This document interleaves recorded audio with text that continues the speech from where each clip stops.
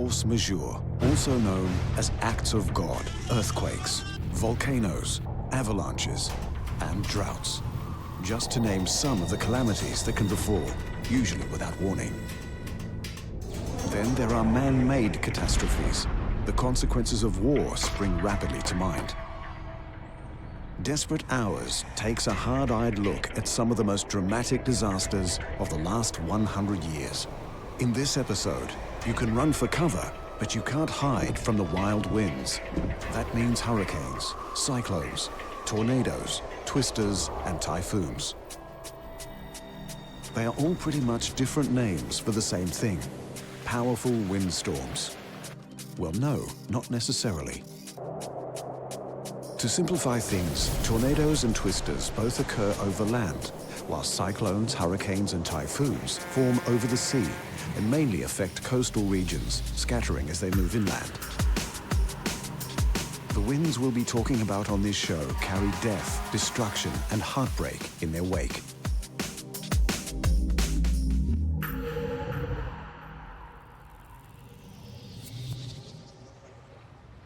We begin with the biggest blowout of this century, the hurricane they called Katrina. It was a tragedy on an enormous scale that left Louisiana, and indeed the entire United States, reeling in its aftermath. The highest winds and highest storm surge are occurring now or have already occurred along the coast. Gradually will be subsiding later today.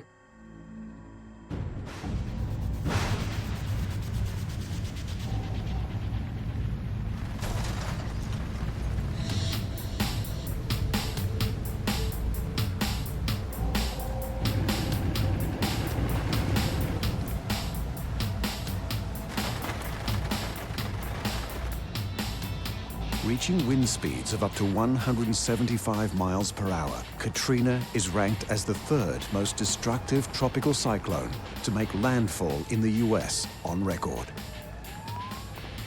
The other two were the Labor Day hurricane of 1935 and Hurricane Camille in 1969.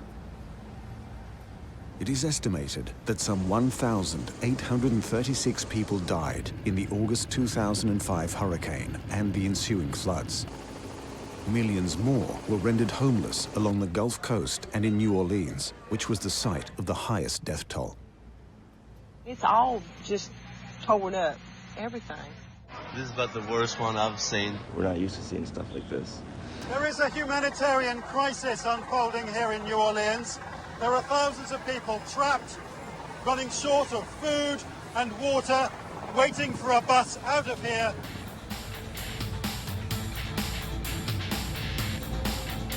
For the first time, the operation on these streets is changing from rescuing the living to recovering the dead. The problem is that most of the dead are either underneath this water or trapped in these houses. Now, until this floodwater is drained, they will remain there. The true death toll won't be known, and the floodwater may not be drained for several months. America's party capital was badly flooded as the levee system failed in spectacular fashion. In some instances, hours after the storm had already moved inland.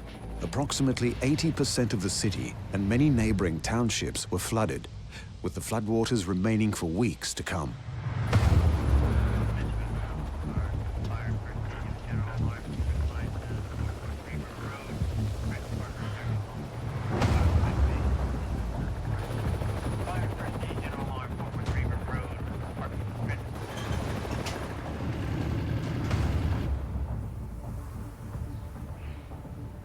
In terms of property damage, the worst of it occurred along a chain of Mississippi beachfront towns. It just amazed me how it covered houses, cars moving down the street, just terrible. I didn't think it would be as bad as it was, but it came through when tide was coming in. Our house got about a foot of water in it. Everything else around from our house down got about waist deep or higher. Look at the destruction. Tore up. Anything else you'd like to add?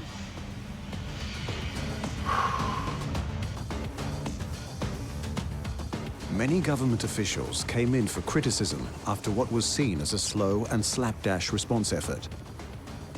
Ray Nagin, the mayor of New Orleans, Kathleen Blanco, the governor of Louisiana, and US President George W. Bush were all lambasted. The president commented that New Orleans had dodged a bullet, yet this was after the White House was informed that the levees in New Orleans had broken and the city was flooding. Vice President Dick Cheney's office instructed a Mississippi electricity cooperative to restore power to a pipeline that sends oil and gas to the northeast. Doesn't sound so bad. Well, except for the fact that it delayed the restoration of power to 2 rural hospitals.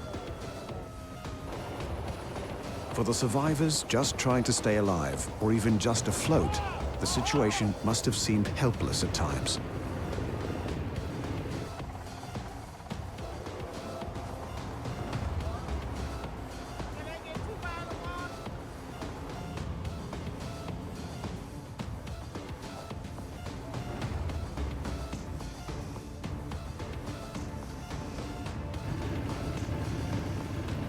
Officials at the National Oceanic and Atmospheric Administration later declared that Katrina was the most destructive storm to ever strike the United States.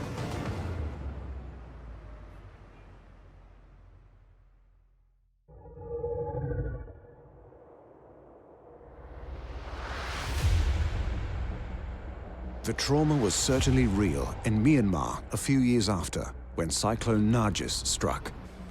A cyclone is a tropical storm, specifically a violent, rotating windstorm. The word violent somehow doesn't suffice to describe the utter devastation caused by Nargis.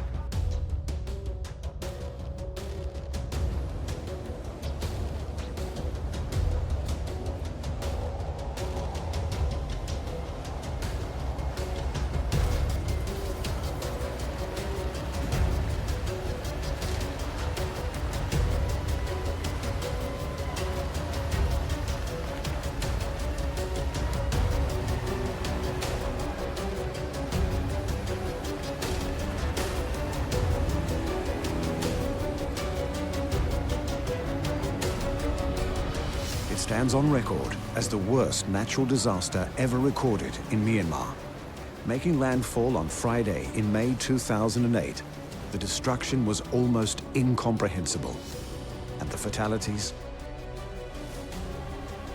Estimates vary, but even the most conservative, issued by the Myanmar government, put the death toll at over 84,000 people, with another 53,000 plus listed as missing.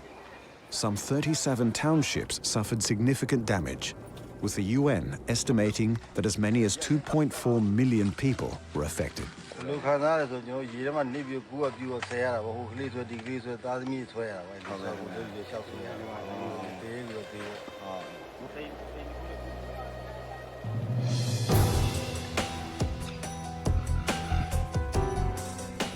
With winds in excess of 120 miles per hour, Cyclone Nargis became one of Asia's deadliest storms by hitting land at one of the lowest points above sea level in Myanmar, triggering a storm surge that reached some 25 miles inland.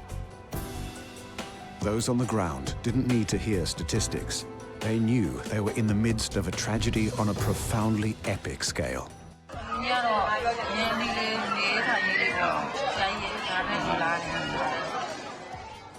Natural disasters, with their random, indiscriminate brutality, are one thing, but mankind's response is another. And this was one time where politics made a tragic situation worse than it had to be. We now estimate that 2 million people have faced famine or disease as a result of the lack of cooperation of the Burmese authorities. This is completely unacceptable. There must be unfettered access to humanitarian agencies. The United States has made an initial aid contribution, but we want to do a lot more. We're prepared to move U.S. Navy assets to help find those who've lost their lives, to help find the missing, and to help stabilize the situation. But in order to do so, the military junta must allow our disaster assessment teams into the country. As a result of the cyclone, the bulk of health facilities in affected areas were either completely destroyed or greatly damaged. elements now to make us very, very worried. We've got massive displacement of people. We've got inadequate water supplies. We've got people living in flooded situations. We have very little sanitation there. We have people displaced and living in crowded centers or in schools. But when the ruling military junta refused entry to Myanmar by Western humanitarian aid workers, the plight of survivors became still more desperate. With the response of aid agencies thwarted, it became all too clear that in the wake of disaster, humanitarian assistance can't come fast enough.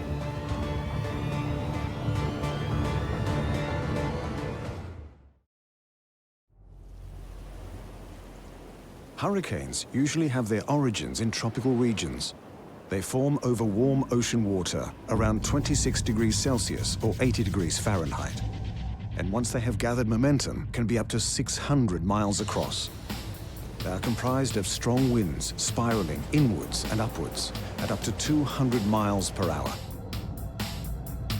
Hurricanes typically last for about a week, gathering heat and energy as they move over the warm ocean waters. Evaporation from the sea just serves to increase their power. The whirlwind revolves around its center, or the renowned eye of a hurricane. They twist and turn in anti-clockwise fashion in the northern hemisphere, but in a clockwise direction in the southern hemisphere.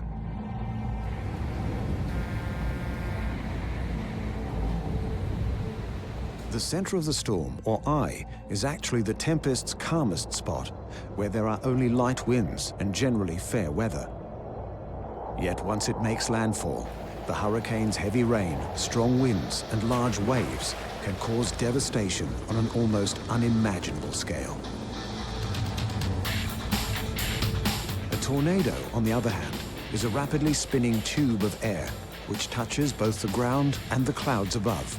In the US, they are often referred to as twisters. The most violent tornadoes can attain wind speeds of up to 300 miles per hour. They can demolish large buildings, uproot trees, and pick up and hurl vehicles hundreds of feet away, as if they were mere playthings. The tornado's path of destruction can be anywhere in excess of 1 mile wide and some 50 miles long. 1,000 tornadoes are reported in the United States in a typical year. Fortunately, only 2% of these are labeled violent tornadoes. The majority of tornadoes form from thunderstorms. In the United States, for example, when warm, moist air from the Gulf of Mexico and cool, dry air from Canada meet, that's when the trouble begins. When these two air masses get together, they produce instability in the atmosphere. A change of wind direction and an increase in its speed creates a horizontal spinning effect in the lower atmosphere. Air rising within the resulting updraft tilts this rotating air column from horizontal to vertical. Tornadoes can occur at any time of the year, and no terrain is considered safe. That said, the US averages more tornadoes annually than any other country in the world.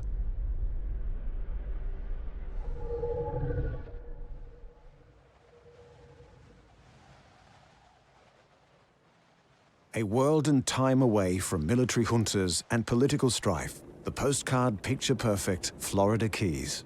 The setting for scenes of destruction, every bit as powerful as anything captured on film.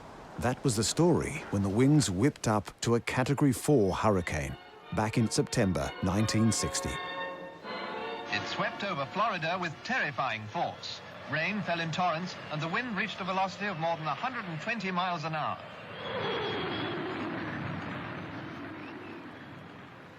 When Hurricane Donna struck here, it had already caused death and destruction in Puerto Rico and other places in the Caribbean. As it lashed the Florida Keys, it repeated its vicious performance. The damage done was bound to run into millions of dollars. While Britain was basking in a few days of Indian summer, the east coast of the United States, including New York, suffered a trail of destruction as Donna continued on her ferocious course.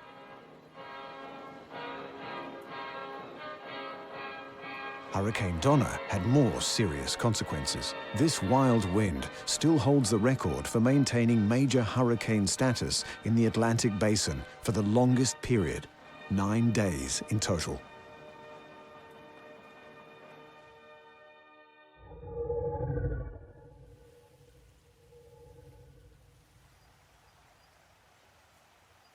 Late in the afternoon on a Sunday in May 2011, the town of Joplin, Missouri was the stage for the kind of tornado that is capable of leveling whole neighborhoods in minutes.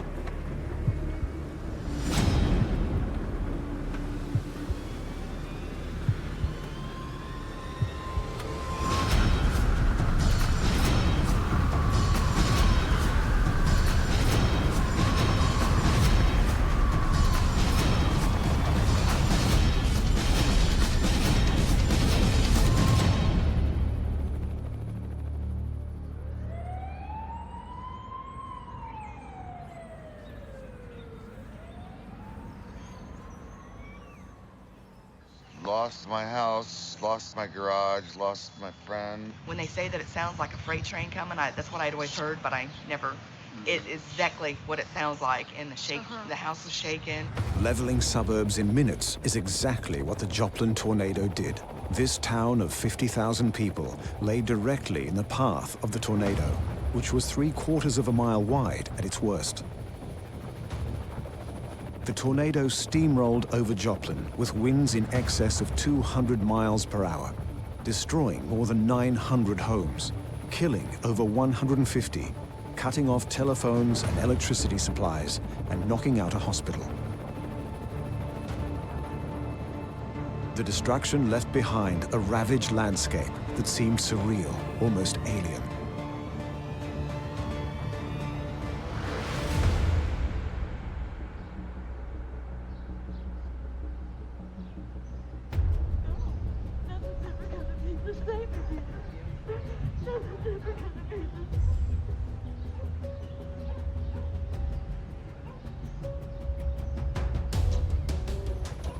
But there was another fascinating dimension to this natural disaster. With the town of Joplin known as the Buckle on the Bible Belt, many of the survivors claim to have had supernatural experiences. Both children and adults claim to have been protected by angels they call the butterfly people, or butterfly angels. These butterfly angels seemed real to some, and therapists did not try to dissuade believers. Their goal, as always, was to help people to process the trauma they'd experienced. So, whatever works.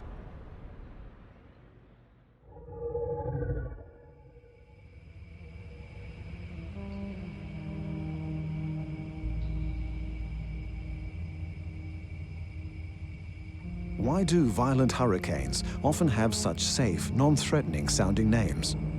Katrina, for instance, or Hurricane Sandy, unofficially known as Superstorm Sandy. Sandy sounds like somebody's sister with freckles and a ponytail. But let's not be naive. Hurricane Sandy was the most lethal and devastating hurricane of the Atlantic hurricane season for 2012. Moreover, Sandy is listed as being, financially speaking, the second most costly hurricane in United States history.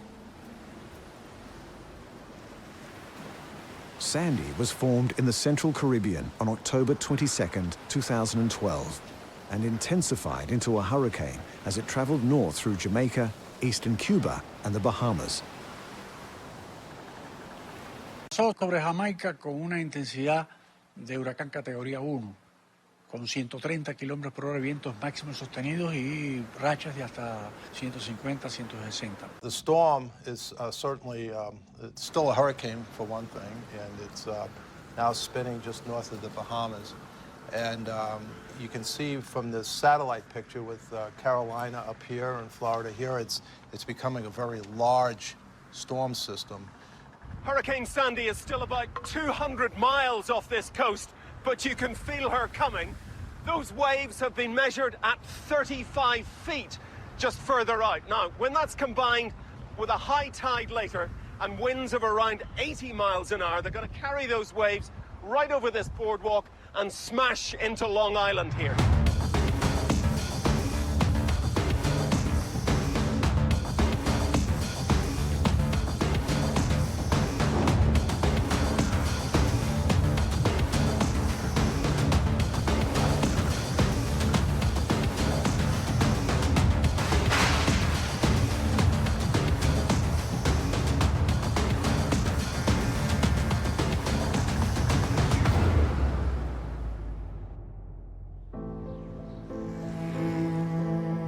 When it made landfall in Cuba and the Caribbean, it did what you'd expect of any Category 1 hurricane.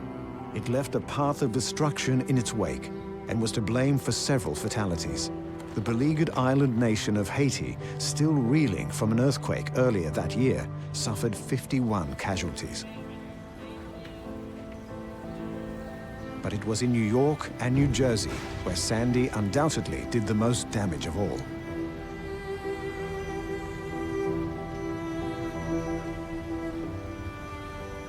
Concerned citizens and emergency services personnel had watched carefully as Sandy was reclassified as a tropical storm before strengthening again to a Category 1 hurricane. Informally, it became known as Superstorm Sandy. And when it finally hit the eastern seaboard on October 27th, no amount of precautions and preparations were going to stop it from wreaking havoc on an enormous scale, killing at least 117 people and leaving many, many more destitute and traumatized. The beach might be up this street. They call it the city by the sea. Parts of it will soon be in the sea when high tide brings a huge surge of water. They're already getting out whatever way they can. We stayed with a cousin last night. She has 5 kids of her own. I don't know what I'm gonna do. So we're here. I'm trying to get some gas in my car. I'm getting out of the city. The city don't love me. I've been here my whole life. It's nothing. The ocean walked through my house, and I lost everything I own in 27 years, and I'm here 5 days and living in the street. I'm living in my car. It's a lot worse than a few possessions, you know, because these can be replaced. But the community's been very helpful. You can see over there all the organizations that's giving food and blankets to everybody. So it's very heartwarming seeing the support of the community. People think of hurricanes, they usually visualize a raging wind, swaying palm trees, and perhaps airborne debris. And while that does occur, that's not what takes people's lives. Water does. In fact, 90% of the fatalities in the United States due to hurricanes is due to water. Of course, most by drowning. Also want to emphasize that of that, 50% comes from storm surge. We passed through the worst, you know. It's over us now, I guess, right?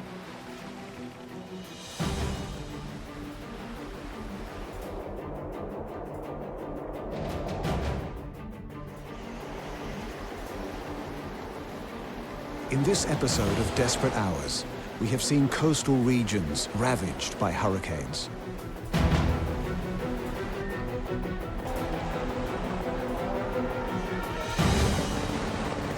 We have seen whole towns flattened by tornadoes.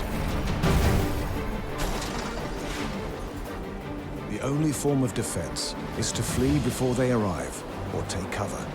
The force majeure has spoken.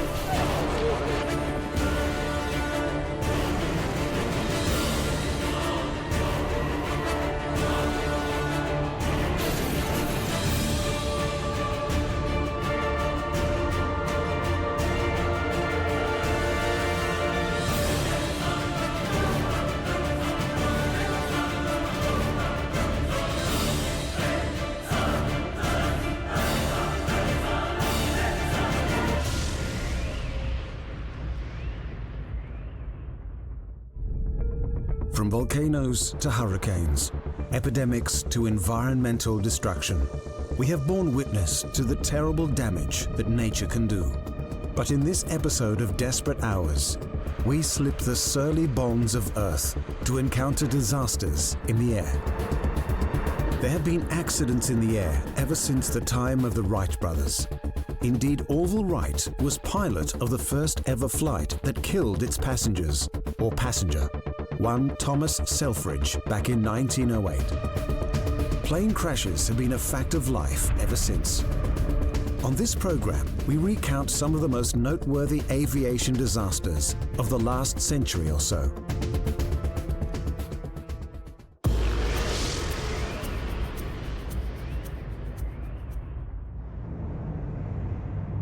When 298 people died after the Malaysia Airlines passenger jet crash landed in eastern Ukraine, it was not only a tragedy, but a mystery. On 17 July 2014, Malaysia Airlines Flight 17 was on its way from Amsterdam to Kuala Lumpur when it disappeared. At the time Flight 17 went off the radar, it was traveling over a disputed border between Russia and the Ukraine. A total of 283 passengers, including 80 children and 15 crew members, were on board. So what caused MH17 to crash? Malaysia's Prime Minister said there was no distress call before the plane went down. One plausible explanation, and the one most accepted in the West, was that Russian separatist rebels had fired a missile at the passenger plane. But why would they do that?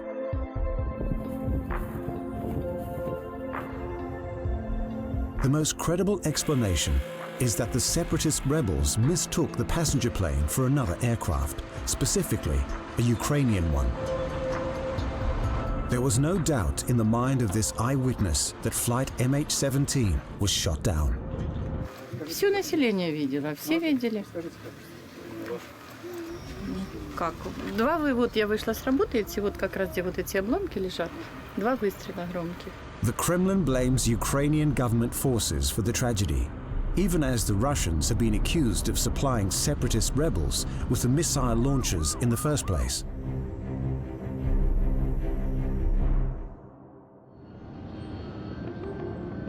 Flight MH370 is believed to have crashed in the southern Indian Ocean with no survivors. There were 239 people on board the plane this time. It was on its way from the Malaysian capital, Kuala Lumpur, to Beijing, China on Saturday, March the 8th, 2014, when it disappeared from civilian radar screens. Malaysia Airlines confirmed that this flight, MH370, lost contact with Subang Air Traffic Control at 2:40 a.m. this morning. Investigators of the incident believe someone on board must have deliberately turned off the plane's communication systems and then diverted it west of its flight path.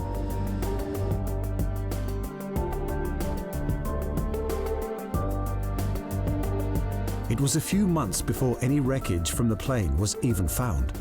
Then it was only a flaperon, a segment of a wing that washed up on La Reunion, an island in the Indian Ocean.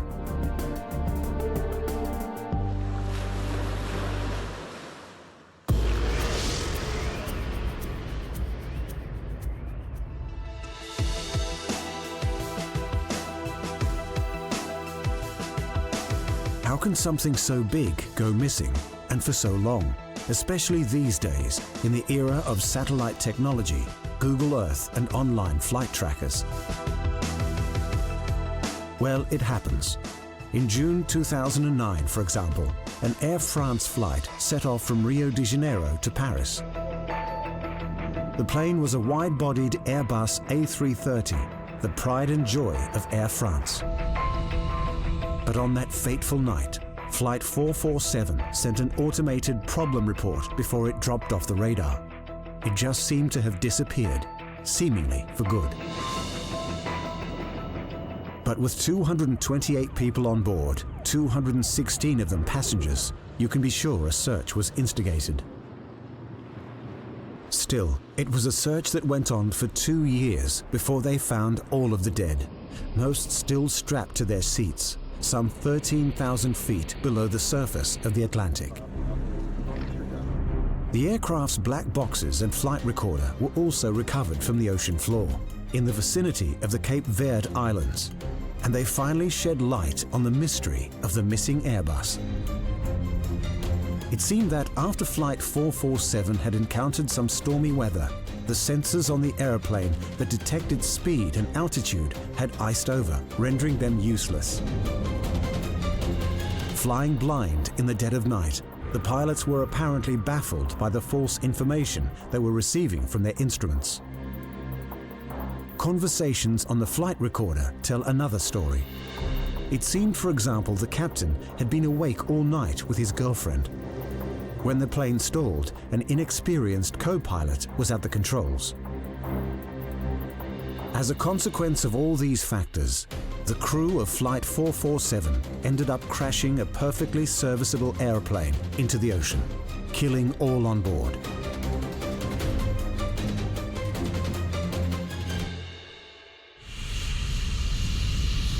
When discussing aviation disasters, and especially following media coverage of one, a term you will hear many times over is the black box.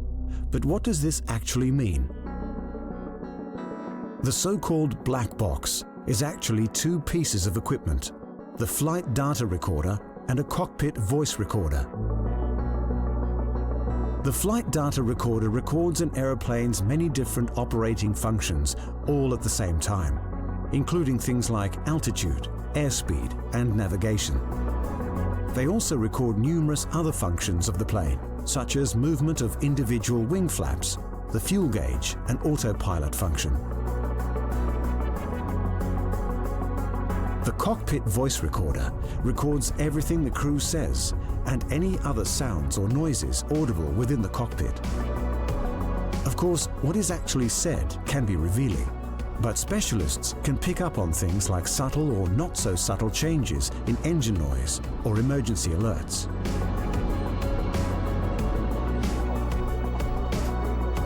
The black box or boxes are virtually indestructible. For one thing, the flight data recorders are wrapped in titanium or stainless steel and tested to ensure they can withstand over 3,000 Gs of impact, the flames from a jet fuel fire, you name it. In the case of a plane crash that occurs at sea, such as many of the disasters touched on so far, locating the black box becomes more difficult. For that reason, both recorders have a device fitted to them known as an underwater locator beacon.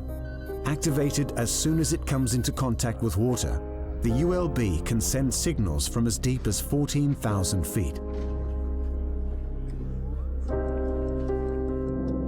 Most of the time, what black boxes reveal are some kind of engineering or technical malfunction, or perhaps error of judgment.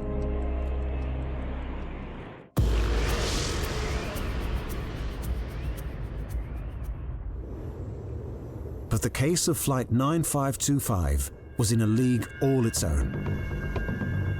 In March of 2015, the aircraft, an Airbus A320-200, crashed into a mountainside in the French Alps, killing 144 passengers and 6 crew members.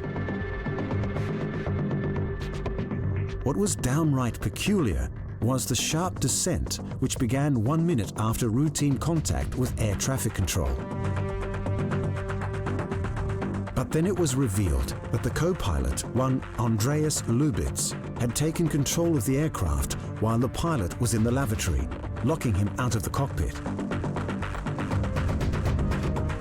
It became more and more apparent that Lubitz had deliberately caused the accident as a suicide bid, not caring about the hundreds of people he would be taking down with him.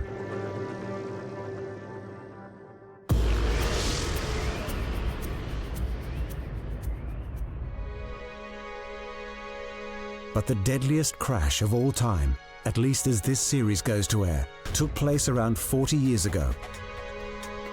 And what made it so unusual is that it didn't really happen in the air, but on the runway. March 27, 1977. The island of Tenerife, known best as the largest of the Canary Islands, a tropical paradise with a colorful colonial past. On the day of the accident, a bomb planted by some Canary Island separatists had exploded in a flower shop in Las Palmas Airport.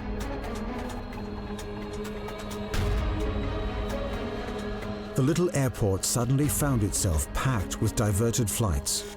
The two Boeing 747s that would be at the center of the coming tragedy, one a Pan American flight, the other a KLM plane, actually sat side by side for a while, wingtips practically touching.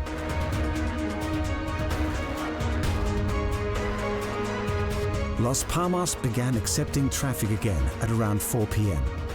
This, unfortunately, was also just about the same time that a heavy blanket of fog swept down from the hills covering the airport.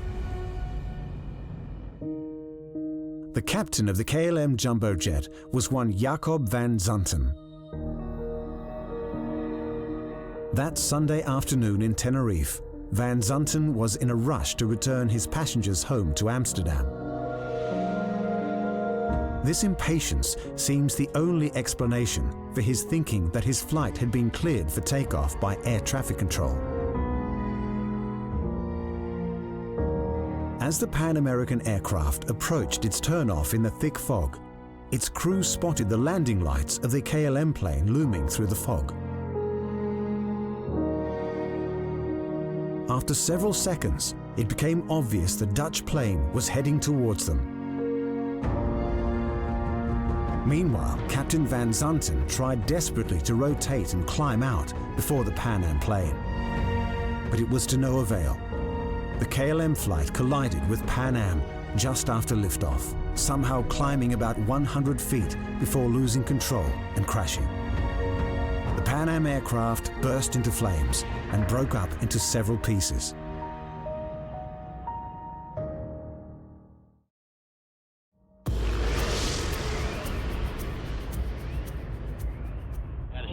Go Delta. Go Ryan. A first mission. Terrible and undeniably tragic as these accidents are, there's a sense that none of them would have occurred if it wasn't for mankind and its eternal quest for speed and desire to master the forces of nature. Even in outer space, anyone who watched it live can never forget how on January 28, 1986, the NASA space shuttle caught ablaze and broke up, barely more than a minute after launch. It took with it the lives of 7 people.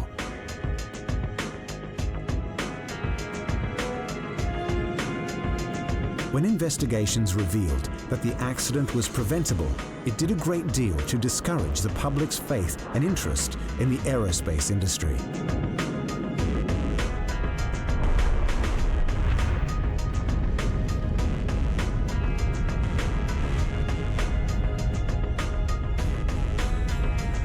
Arguably, that confidence and curiosity was just beginning to make a comeback. And then in 2003, on its return to Earth, the Space Shuttle Columbia disintegrated, killing the 7 astronauts on board. An investigation board found that it too had been an accident waiting to happen.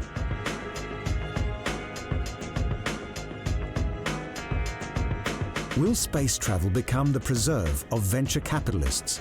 And if so, what corners are they likely to cut? Only time will tell.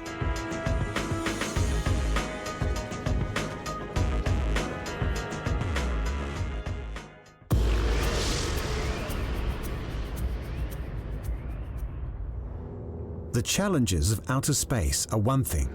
Staying safe below the ionosphere is another. Take the Indonesian Air Force. It is charged with patrolling and safeguarding an archipelago, a chain of 17,000 islands over a distance almost equivalent to flying from New York to London. Put like that, the margin for human error seems quite wide. Case in point, an Indonesian Air Force transport plane is scheduled for a routine flight. It's carrying military personnel and some of their families, including 9 children.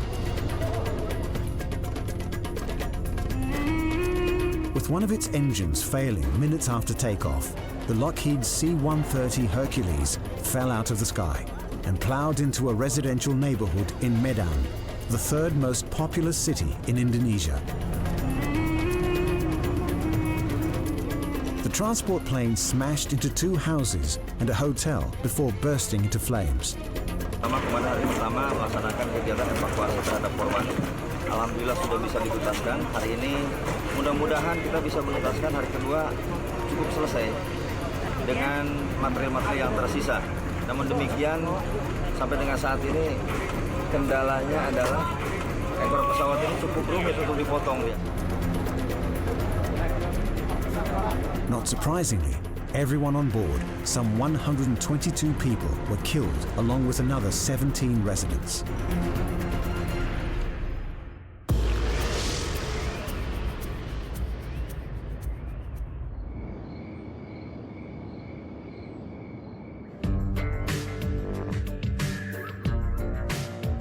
On December 6, 1997, in the middle of the afternoon, a large transport plane crashed into a residential area of Irkutsk in Siberia.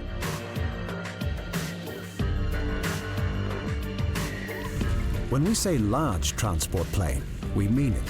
At the time it was commissioned in the early 90s, the Antonov 124 4-engined aircraft was one of the biggest in the world.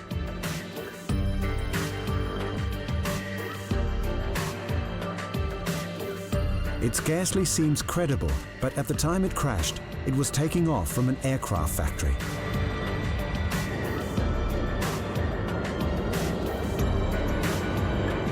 The Antonov was leaving the Irkutsk aircraft production plant with 2 jet fighters in its hold. Yet, just seconds after takeoff, the Antonov's engines began to fail. Engines number 1, 2, and 3 all failed in quick succession. Engine number 4 lost power as well, and then recovered. But by then, it was too late. But the Antonov 124 crashed into a 4-story apartment building anyway, destroying it and damaging several others. 50 people more are under debris, 27 people from this house and 23 people of crew. So the rescue work is going on. Irkutsk in Siberia is a chilly place by early December. Somehow, rescue teams had to contend with sub-zero temperatures as they struggled to put out the ensuing blaze and comb through the wreckage to find casualties and any survivors. Eventually, another 44 people were found dead. A commission of inquiry, drawing on black box data and voice recorders, came to the conclusion that the multiple engine failures were responsible for the crash, which is hardly surprising. But it also revealed dirty dealings in the contract for delivery of the jet fighters, revealing payments to offshore bank accounts in Cyprus and so on. Monies that should have been spent on safety precautions.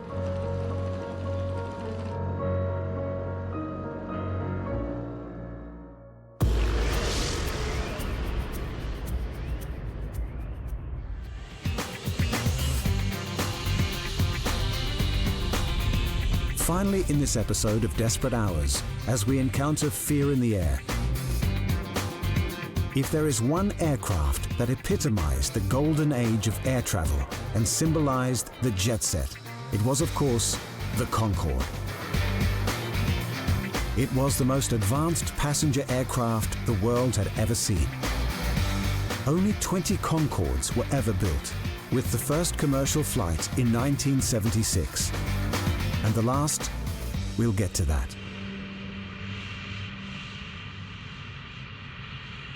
The Concorde used afterburners to reach Mach 2 airspeed, which is around 2,140 kilometers per hour, twice the speed of today's commercial jet airliners. It had a distinctive drooping nose that would change angle on takeoff and landing. And yes, it could fly New York to London in under 3 hours.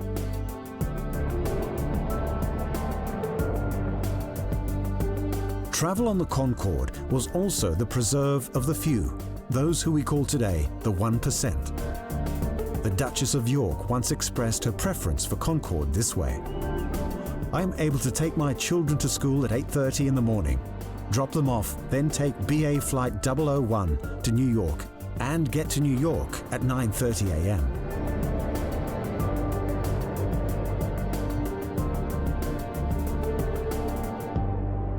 Je pense que c'est unique et ça sera unique, ça restera unique. The Concorde is that it allows me to go back and forth almost monthly to Europe.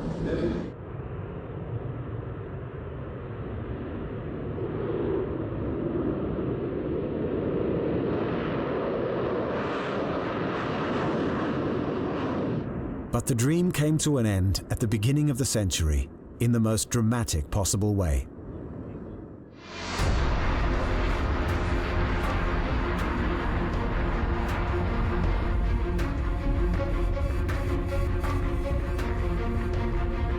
It was a little before 4 in the afternoon on the 25th of July 2000 when Air France Flight 4590 began rolling down the runway of Charles de Gaulle Airport outside Paris.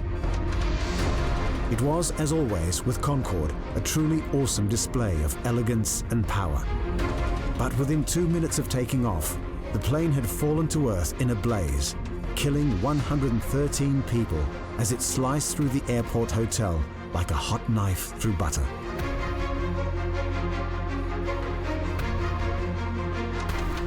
One of the plane's left-hand engines caught fire on takeoff and was consumed by a huge fireball. After it hit the ground, a thick black cloud of smoke was visible from miles away. Over the shoulder of my interviewee was the aircraft with a huge plume of fire and smoke from the left-hand side, 20 to 30 feet long, definitely on fire and definitely in trouble. Fires from the crash burned for several hours. In the final tally, all 109 people on board the flight were killed, and another 4 on the ground. So what went wrong? Well, in 2010, Continental Airlines and one of its mechanics were found by a French court to be guilty of manslaughter in the case of flight AF 4590. According to investigators, a piece of metal which had fallen from a Continental plane caused the crash. The metal debris had shredded one of the Concorde's tires, which projected rubber into the fuel tanks and sparked the fatal fire.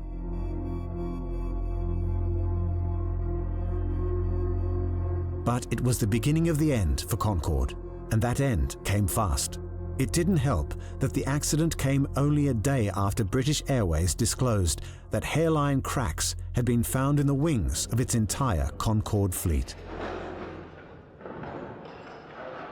Within 2 years of the crash of AF 4590, all Concordes were taken out of service. Que Concorde s'est posé pour la dernière fois avec des passagers. J'ai l'impression de... Ce n'est pas vrai, c'est pas possible, vous voyez.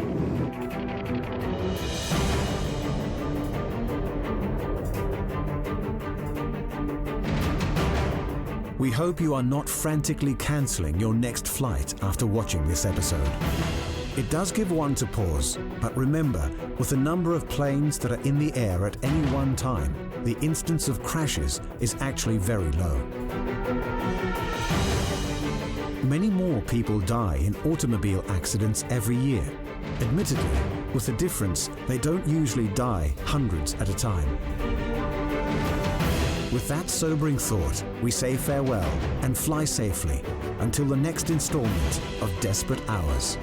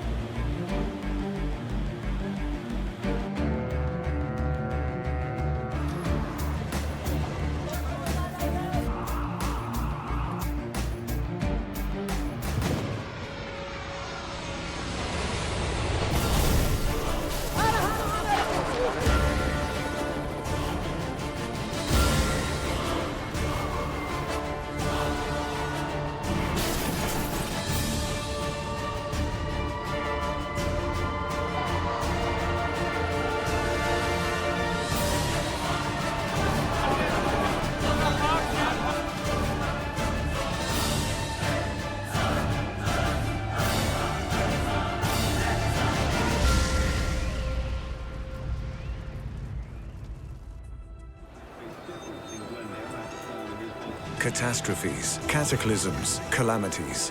Disasters all, each capable of creating destruction, devastation, and many a desperate hour. Some are natural phenomena, such as tornadoes, volcanoes, and earthquakes. Then there are man-made troubles, such as war, which remind us of man's inhumanity to man. In desperate hours, we stare into the abyss and contemplate these inconvenient truths of life on Earth.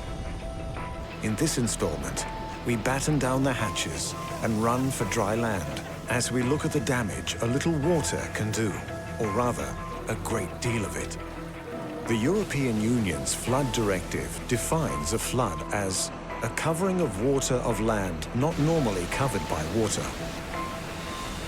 But that rather tepid description simply doesn't do justice to the terror unleashed by raging currents and flash flooding. So then, let's get down to cases.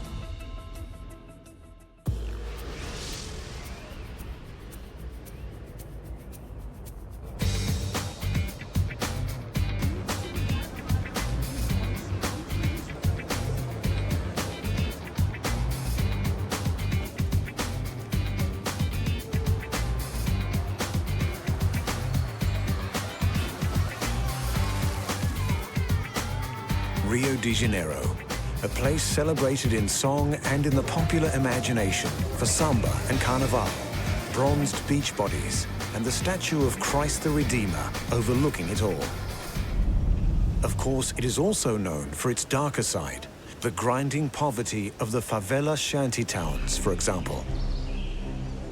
But in January 2011, the state of Rio de Janeiro added flash floods to its global perception. That's when a densely populated region on a steep, hilly area around 40 miles north of the city itself was inundated with torrential rains. This in turn triggered flash floods and mudslides responsible for hundreds of fatalities.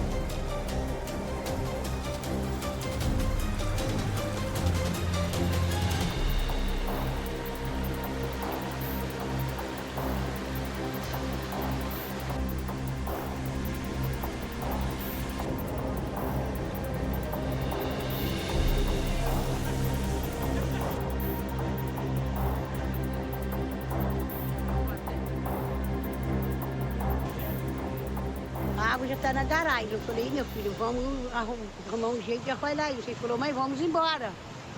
O muro já está estourando, larga essa droga para ir.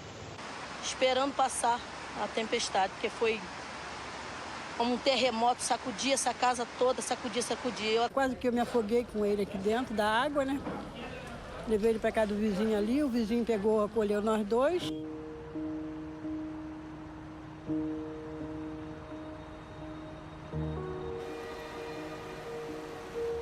The death toll made the January 2011 floods the worst ever single-day natural disaster in Brazil's history. Some of the hardest hit spots were the towns of Teresópolis and Nova Friburgo, where some 300 millimeters of rain fell in the space of just a few hours. Torrential rains come about when a storm system crossing west to east over southern Brazil sucks in a moist southerly flow of air from the Atlantic Ocean. Both rescue and aid workers and environmental building specialists all seem to agree the death toll was needlessly high. The hillside areas around Rio lacked effective early warning systems or community organizations that might have helped residents evacuate as the rains intensified. Menos 3:30 da manhã e começou a descer pé d'água lá de cima do morro e pessoas pedindo socorro e sem poder fazer nada, cara. A tromba d'água foi incrível. Foi desastre, cara. Ninguém esperava. Era rio pequeno, não aparentava ter problema nenhum. De repente, causou caos, aniquilou a população. Perdi 23 parentes, perdi meu pai, perdi meu filho. Weeks after the disaster, many communities remained isolated due to heavy landslides on principal access roads. Dozens of families were thus still dependent on helicopters to deliver emergency health care and essentials like food and potable water. In Teresopolis, the townspeople cleared debris in the streets using shovels and brushes. While in Nova Friburgo, all families could do was watch and cry as their homes were demolished. Depois dessa lição, eu acho que a fraternidade, o amor, a compaixão vão ser as bases que vão edificar esta nova Friburgo. Com a ajuda de todos, nós vamos reconstruir essa cidade. January rains in Brazil are becoming increasingly severe, with floods becoming routine. Whether or not the heavy rains can be attributed to climate change, the fact is, urban planning has been weighed down on the Brazilian political agenda for a long time.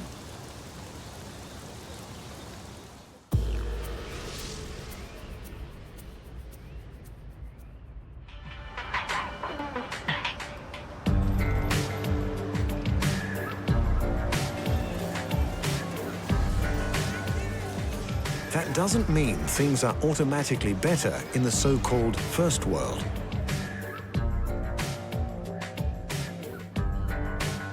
On the morning of August 29, 2005, Hurricane Katrina hit the Gulf Coast of the United States.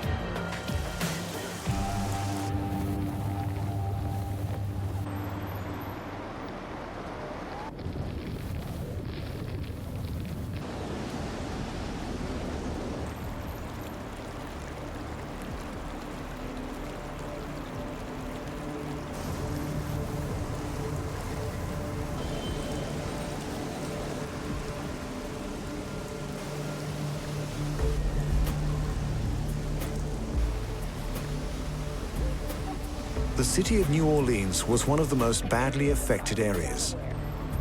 Technically speaking, although about half of New Orleans is actually above sea level, the Big Easy is completely surrounded by water, and its average elevation, to use the technical term, is about 6 feet below.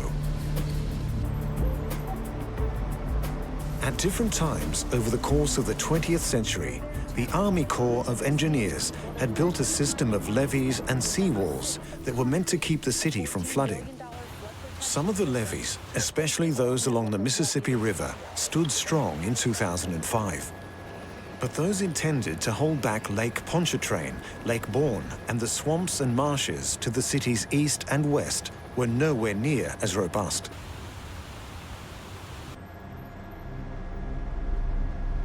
Floodwaters seeped through the soil under some of the levees and swept others away completely. Soon, low-lying places, such as the now infamous 9th Ward, were under so much water, people scrambled to their attics or even rooftops for safety.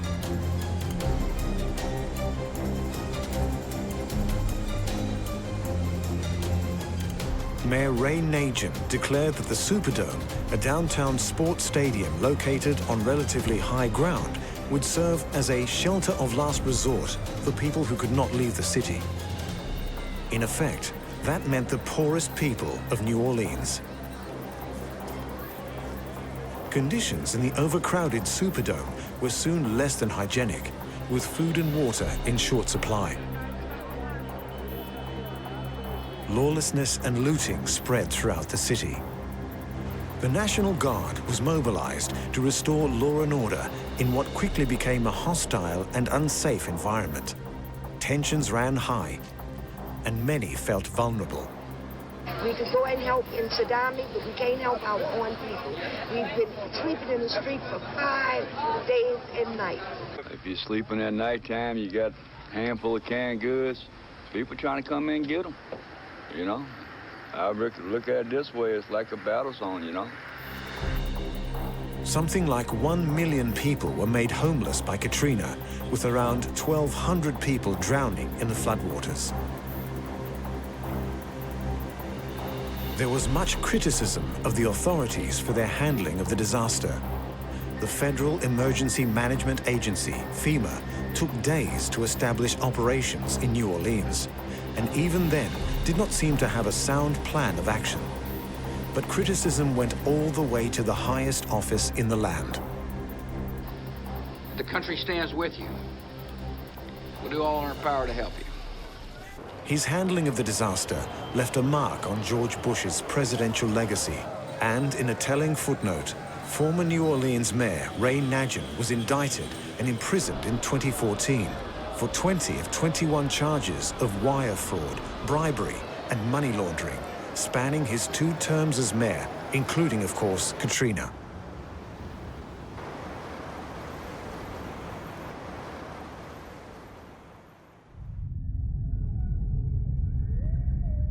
On a certain level, the causes of flooding are easy to wrap your head around.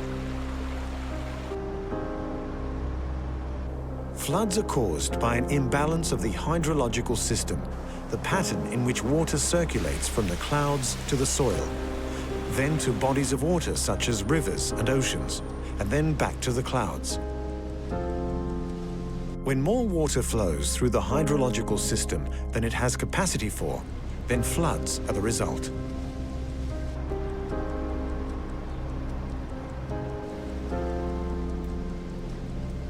That imbalance is most often the result of torrential rain, with rivers, streams, or reservoirs overflowing due to unusually high rainfall. But also factors such as excess water from melting snow or ice jams in rivers.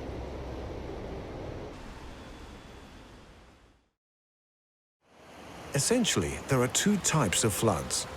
One is river flooding, where, just as it sounds, water spills over the edges of a river. The other is the flash flood, and is far more dangerous, responsible for the majority of fatalities and large-scale destruction associated with floods. Flash floods occur when a wall of water rapidly sweeps over an area.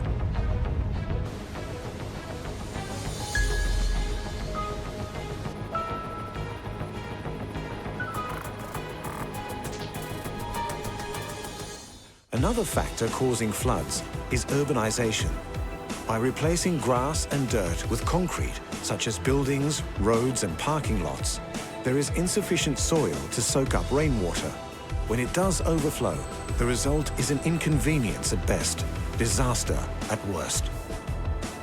So rainfall that would be absorbed in a rural area can cause calamity in an urban environment.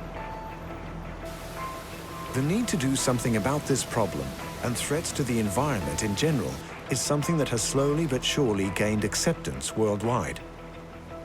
Una actitud solamente, lo digo en buen sentido, verde, entre comillas. No es una actitud verde, es mucho más. Es decir, cuidar el ambiente significa una actitud de ecología humana. But as the old saying goes, fine words butter no parsnips. The race to do something about the melting polar ice caps, which could cause massive flooding, unknown before in recorded history, is like a race against a doomsday clock. We are, potentially, dying by inches. In these years, it's contributing this much every year to sea level rise. And then you think, well, this is not that much. But if you have 10 years and all of a sudden it's that much, and then you get more global warming perhaps, and it goes faster and faster.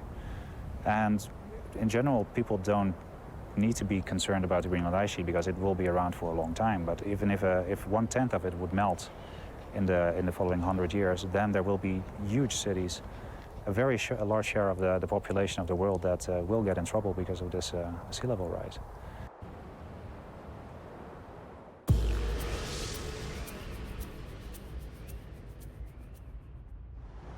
Half a century ago, a massive flood affected whole swathes of Germany's coastal regions, and in particular, the city of Hamburg.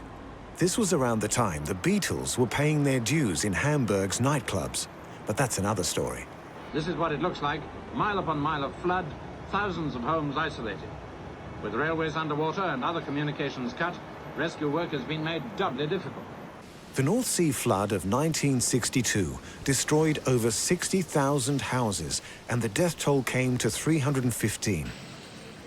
Many of the lucky survivors of the North Sea floods would later refer to the military rescue helicopters as the Flying Angels. Interesting to note, this was the first such crisis in Germany since the Second World War in which army personnel and machinery were deployed in such numbers.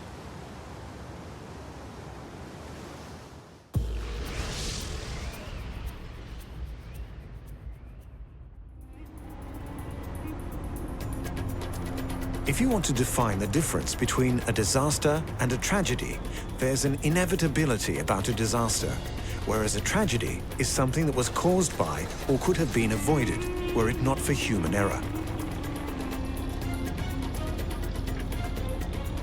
In mid-June of 2013, flash floods and their resulting landslides killed thousands and made many more homeless in the Uttarakhand state and region of northern India.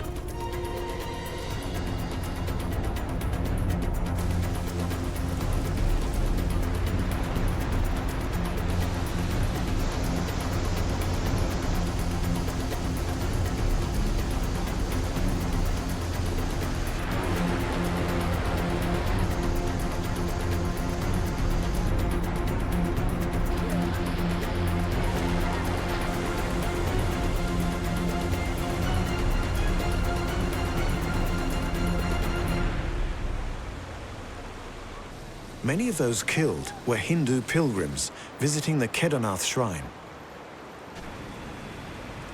High up in the mountains, it is said that Lord Shiva moved there to be away from the things of man. हाँ बेटा, कैसे बच्चों के बिना कैसे जाऊं? मेरी तबीयत सही नहीं है। बाल बच्चा लेकर के रास्ता में है, वो क्या करेगा? हम लोग बहुत तकलीफ में आए। आप देख ही रहे हैं बाढ़ किसका हिसाब से जो है प्रभावित कर रहा है जनता को। It was a multi-day cloudburst with driving rain which caused the destructive and lethal floods and landslides.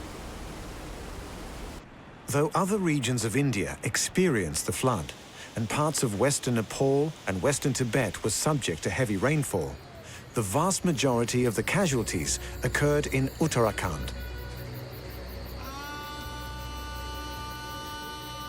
Of course, there wasn't much local officials could have done about the cloudburst. But hundreds of thousands of Hindu pilgrims make the journey to Uttarakhand's temple towns every summer. The hills are also a popular place to go to escape the scorching summer heat. But most tourists leave in July, the start of monsoon season. Only in 2013, the rains started early. Environmental activists said landslides had been made worse due to the unchecked development of the region. Many others complained that the government's relief efforts had been slow and uncoordinated, despite flooding being a regular occurrence. परेशानी ये है कि पानी के लिए कोई सुविधा नहीं है, खाने वाने भी कुछ भी नहीं आया, टेंट वेंट कुछ भी नहीं, ऐसे रोड पे सामान पड़ा हुआ है हमारा। मुझे ऐसा लगता है कि कुल सारे प्रयत्नों के बाद भी जितना त्वरित गति से प्रशासकीय ढंग से या शासकीय ढंग से जो काम होना चाहिए संभवतः वो हम लोग नहीं कर पाए। तो दूसरी बात है कि पिछले वर्ष के जो दुर्घटना हुई थी उस दुर्घटना से हमने कुछ सीखा ही नहीं, और कुछ सीख करके हमने पिछली बार ही कहा था कि बहुत सी जगह ऐसी हैं कि जहाँ कभी भी क्लाउड बस्ट हो सकता है। ऐसे 233 गांव तो पहले से ही अरमार्क हैं कि जो कभी भी कि जहाँ कैलेमिटी आ सकती है, आपदा आ सकती है, लेकिन सरकार ने उस ओर ध्यान ही नहीं दिया।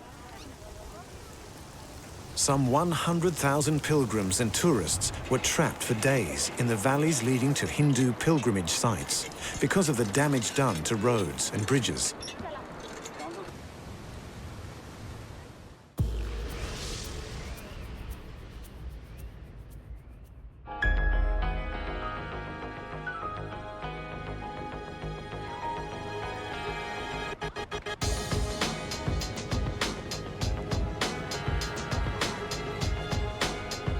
On December 26, 2004, millions of people awoke from their post-Christmas Day slumber to horrifying news out of Southeast Asia. It began in the depths of the Indian Ocean with a 9.0 magnitude earthquake. According to the US Geological Survey, The energy it released was equivalent to that of 23,000 Hiroshima-sized atomic bombs.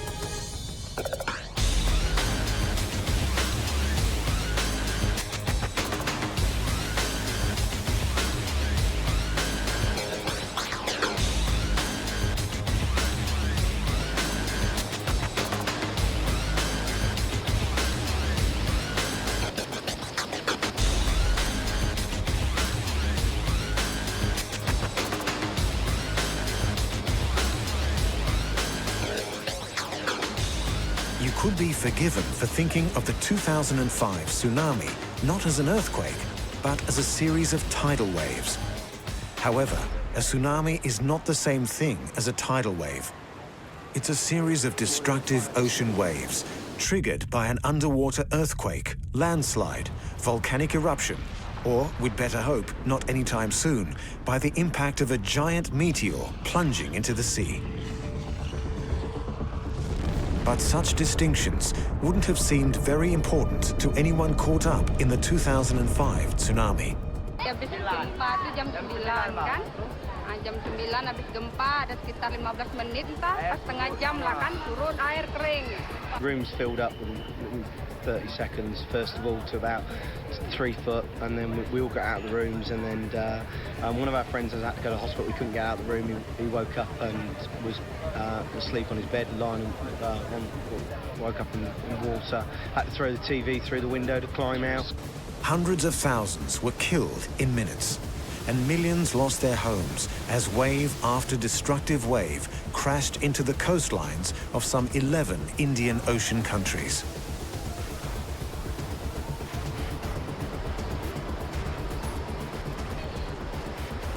With ruthless efficiency, the waves dragged people out to sea, drowned others on the beach or in their homes, and demolished property on an unimaginable scale.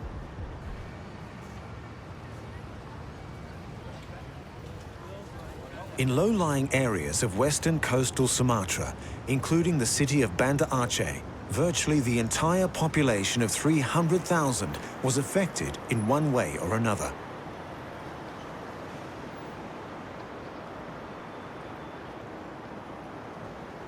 Aid workers from across the globe rushed to help as soon as they could, but the scale and ferocity of the destruction was overwhelming. The destruction and the stuff that I've seen here is much more horrific than anything I've seen in combat. The scale of the 2005 tsunami is still hard to comprehend.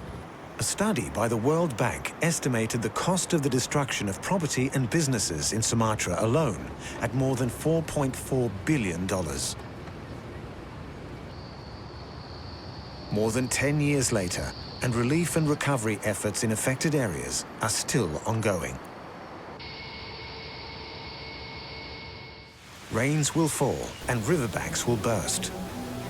But retaining walls can be built, and urban planning should ensure waterways are not blocked, plus drainage systems should be regularly cleared of litter and debris. Natural disasters will be with us for a long time to come. But the death and destruction caused by Brazilian floods and landslides, the flooding after Hurricane Katrina, and the northern Indian floods could all have been reduced by environmental awareness in building codes, better coordinated relief efforts, and so on. Après moi le déluge, or after me the flood, as French King Louis XV once said, in what is seen as the ultimate in irresponsible attitude. It's like so many of the environmental issues that confront us. Prevention will always be better than a cure.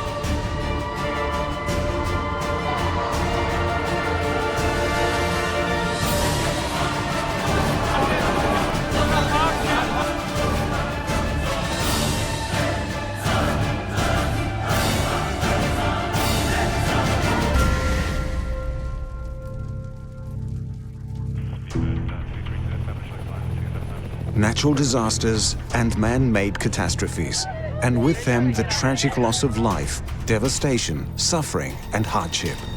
Earthquakes, volcanoes, meteorites. Sometimes it's the awesome power of nature in action. War, industrial accidents, the spread of disease, the folly and greed of mankind can be as deadly as anything else on this planet. In Desperate Hours, we look back at the most noteworthy disasters of the last 100 years. This episode of Desperate Hours is all about disasters at sea. The long saga of death and misadventure at sea is as much a record of human folly as it is of nature's fury.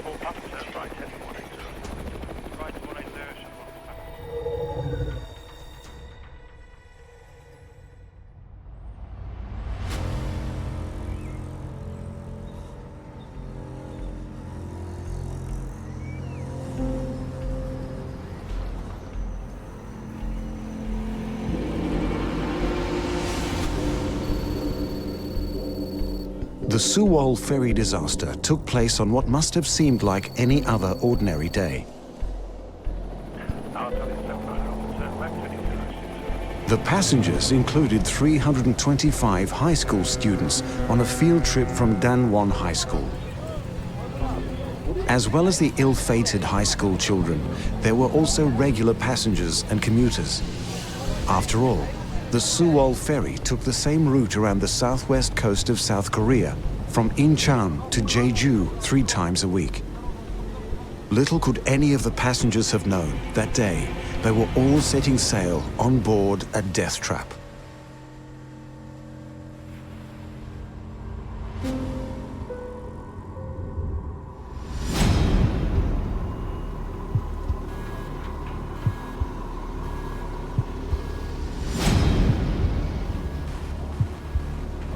내가 가야 되는데 얘가 대신하는 거야.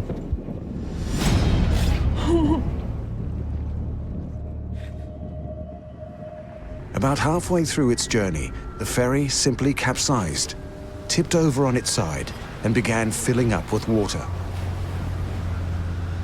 The captain and crew ordered passengers to stay where they were. It's not clear to this day why, but it was a decision that condemned hundreds to a watery grave. But why had the Sewol ferry tipped? It turns out the passenger's ferry was carrying double its limit in cargo. It may have been over by as much as 2,000 tons. Not only that, a lot of the overflow in cargo was not properly secured. Water began pouring in, and the cargo in the ship began to tumble and fall, injuring passengers and blocking their way out. And still, the captain and his crew told passengers to remain in their cabins. When the Sewol went down, it took 304 souls with her to the ocean floor. Of the 172 survivors, more than half were rescued by fishing boats and other commercial vessels that arrived at the scene 40 minutes following the South Korean Coast Guard. The skipper of the Sewol ferry was the 69-year-old captain Lee Yoon-seok, who had been brought in as a replacement for the regular captain. Lee had been at sea for more than 40 years, however, and was familiar with the route. It's hard to come to any other conclusion other than that he had behaved disgracefully. At his original trial, 75 of the survivors took the stand to tell how they were ordered to stay in their cabins, while Lee and some of the crew got to safety as fast as they could. Captain Lee and his inner circle would all languish in jail for a while. Lee Yoon-seok is still there, serving a life sentence for murder by criminal neglect.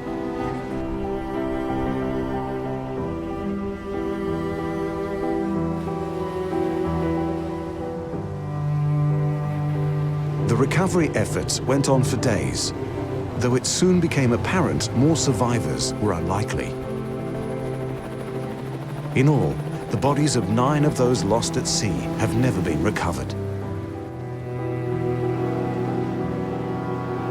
In Korea's Confucian culture, great importance is placed on holding a ceremony to mark the end of a life.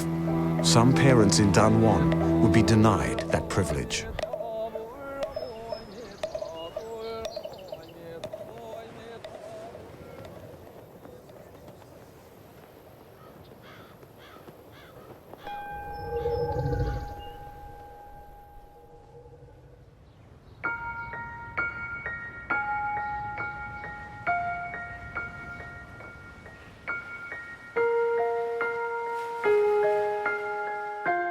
It was a cold night in September 1994 when a 20.3-ton passenger ship left the Estonian port capital city of Tallinn.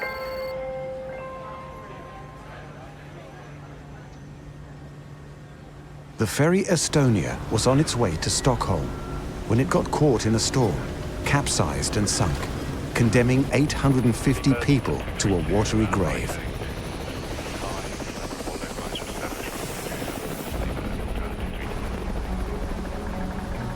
The official explanation was that locks on the bow door, the door to the ship's hold, had failed under the strain of the storm. Thus, the door separated from the rest of the vessel, pulling ajar the ramp behind it and allowing water into the vessel deck. The ship's officers and crew came in for criticism this time too. They didn't slow down when they heard noises coming from below, and nobody seemed to think of checking the vehicle deck. Trucks perhaps weren't properly tied down or something, and that maybe there was, because of the rough seas, the cars and the trucks were shifting around in the boat. As we said, an unlocked bow door was the official explanation for the sinking of the SS Estonia. But spend just a little time reading about the incident, and you will find not only conspiracy theorists, but qualified experts who suggest the accident might have actually been a case of sabotage, an inside job, and something to do with the military cargo the ship was carrying on that fateful voyage. Perhaps we'll never know for sure. But now for the maritime disaster that practically everyone knows something about.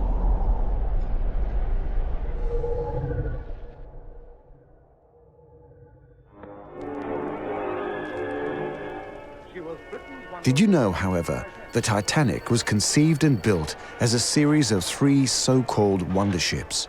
There was the Titanic, the Olympic, and the Gigantic. The luxury passenger liner, the Titanic, first came off the line in 1911. Some 269 meters long and 53 meters high, the Titanic had a crew of around 900. It was a luxury passenger liner that carried some of the world's richest people in first class on the upper and middle deck, but plenty more in steerage class, looking for a new life in North America. The intended course on the Titanic's maiden voyage was from Southampton, England, to New York City.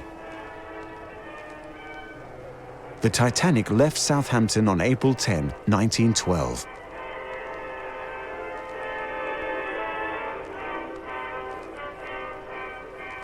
But of course, as we all know, the Titanic collided with an iceberg and sank on April 15, 1912.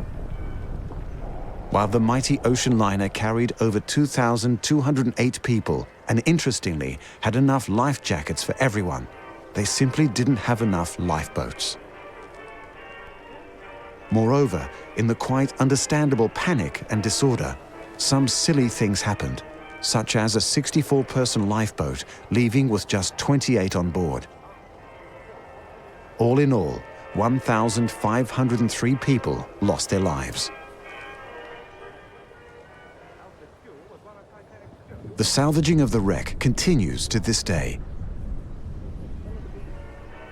Every survivor of the Titanic, in a sense, owed their lives to advances in radio communications. It was the distress call on the ship's radio that brought the Cunard cruise ship, the Carpathia, to the scene. By the time they arrived, the Titanic had sunk, but there were still 705 survivors in lifeboats waiting for them. Britain's Postmaster General at the time went on record as saying, "Those who have been saved through one man, Mr. Marconi, and his marvelous invention, radio." This is Marconi himself after he traveled to New York to meet with some of the survivors. The wreck of the Titanic sits on the seabed over 3,500 meters below the water's surface.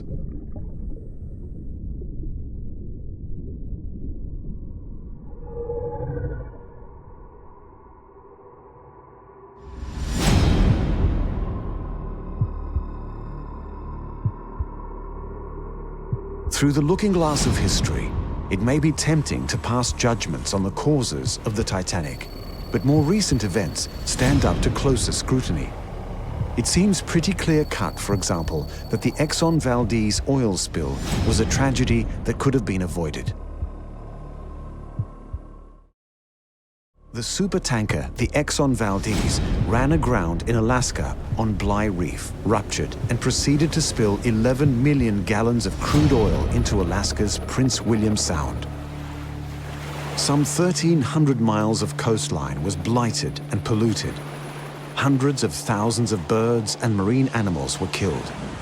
According to the US National Wildlife Federation, possibly as many as 250,000 seabirds, over 2,800 sea otters, some 300 harbor seals, and 250 bald eagles were killed almost immediately. There were heartbreaking scenes of animals covered in oil trying to clean their bodies by licking themselves, only to die from the toxins in the oil. 22 orcas, killer whales, died of hypothermia, and nobody knows how many fish. Smaller organisms, of course, were killed by the trillion, leaving the animals which in turn preyed upon them without a source of food. The accident took place after the ship's captain bungled his duties. For one thing, it seems he'd already drunk 5 double vodkas before leaving the bridge at a critical moment. The consequences of this bad decision-making were far-reaching, not only for the environment, but the local fishing industry and native subsistence hunting were also put out of business, crippled for several years after.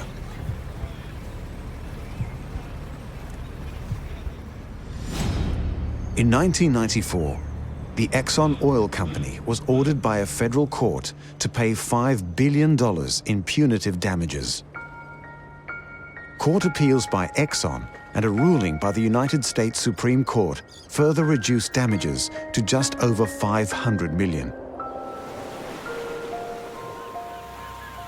In real terms, however, it is estimated that around $2 billion has been spent on cleanup and recovery.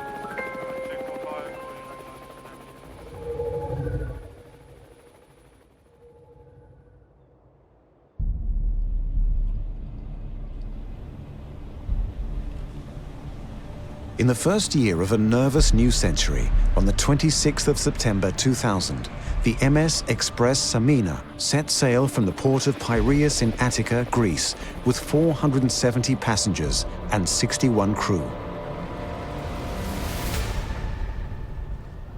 A little after 10 that evening, 2 nautical miles from their destination, the MS Express Samina hit the Portes Islets while traveling at a speed of 18 knots.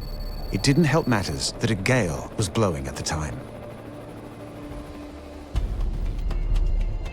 The Portes Islets mark the northern boundaries of some low-lying islands. The gates themselves, you would think, should have been easy enough to miss. One is some 25 meters high, with a navigational light that can be seen up to 12 kilometers away.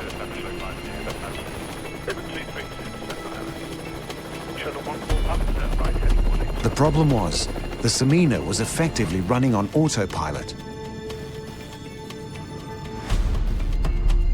The bridge had been deserted, with the captain and his first mate elsewhere, watching a replay of a local football match.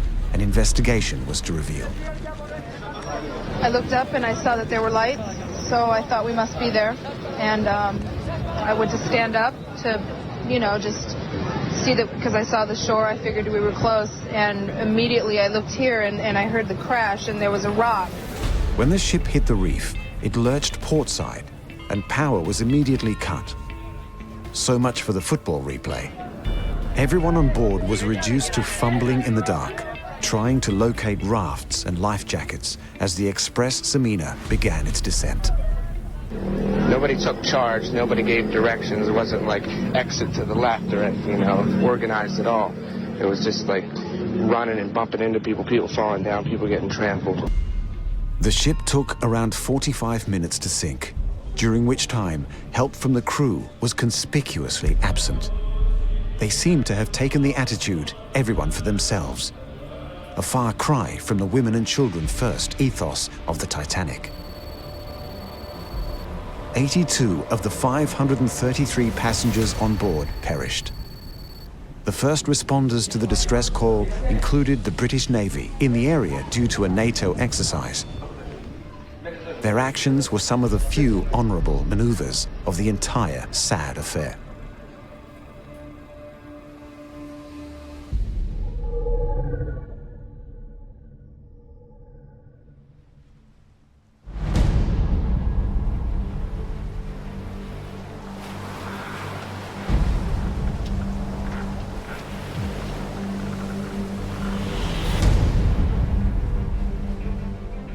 It must seem like ship's captains and crew are being singled out on this episode. Not at all. The truth, of course, is most of them behave honorably when called upon to do their duty. How very, very proud we are of this crew and the captain. And we are very, very proud of our United States Navy and the actions that they did to rescue their captain. Captain, we're proud of you. We really are. We're proud of you.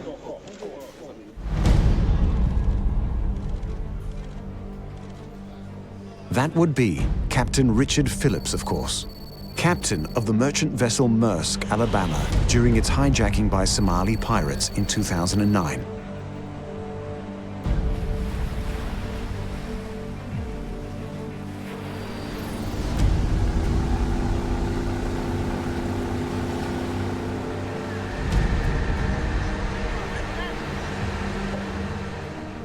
Captain Phillips' actions were of course deemed so heroic, they made a movie starring Tom Hanks about it.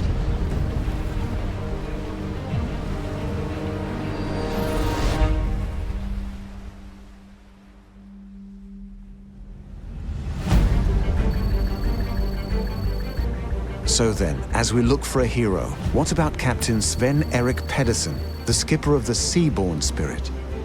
This was a cruise ship attacked by pirates back in 2005. The Seaborne Spirit was on its way to Mombasa, the final port of call after a 16-night cruise from Alexandria. Complete with marble-tiled bathrooms, the 10,000-ton luxury cruise liner also boasted more than one member of crew for every passenger on board.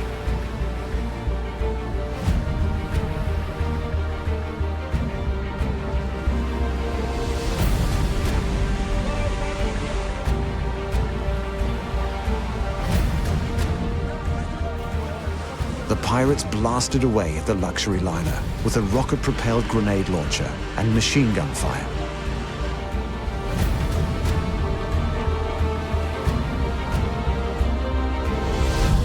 We heard some shots, and the captain made an announcement in every cabin that we should stay in our cabin, that we were being attacked by pirates. It was extremely frightening. Many of us, me including, saw the boats and the pirates from our cabin, and the next thing, the grenade blew up. So you never know within your cabin.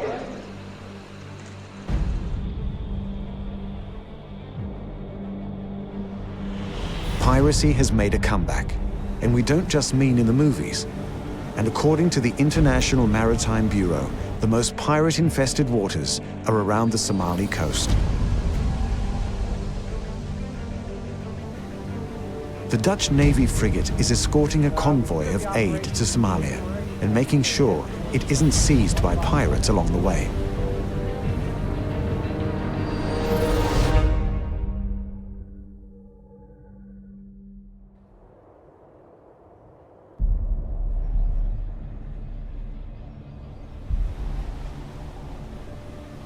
Last but not least in this episode, a recent maritime mishap that would almost be comic were it not for the needless loss of life. That would be the Costa Concordia. In January 2012, 32 people were killed when the Mediterranean cruise ship ran aground. With over 3,000 passengers and more than 1,000 crew, the ship was just beginning a week-long cruise.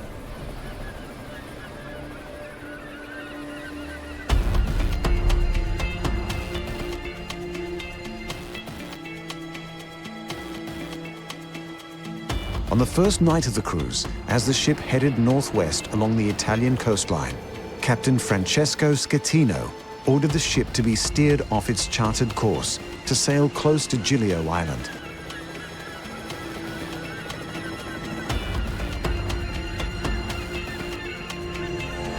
It was a costly gesture, to put it mildly. While traveling at a rate of 16 knots, the Costa Concordia hit a rocky outcrop of the island. With the hull now on its left-hand side, the Concordia began taking on water and rapidly began to tilt. The engine rooms were soon flooded and the power was cut. All the passengers were running up and down.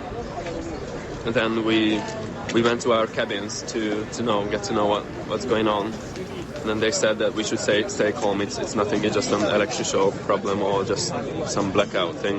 But the ship was already tilted, so you can imagine the ship already like this. Soon the Concordia was listing so badly that a number of lifeboats could not be launched.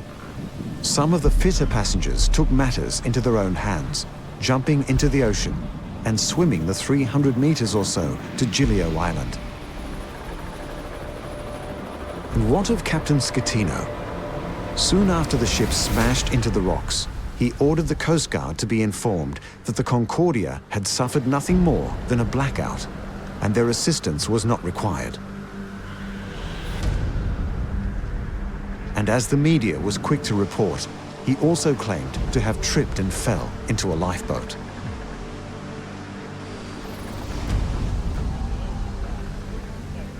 In February 2015, the Concordia's captain was found guilty of manslaughter, causing a shipwreck and abandoning a ship before his passengers.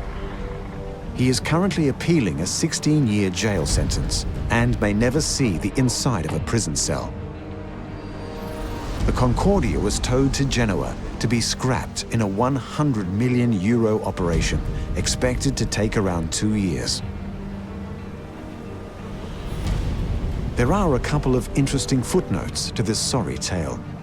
Investigations into the sinking of the Concordia have revealed the doomed cruise ship was carrying a huge shipment of cocaine in its hold.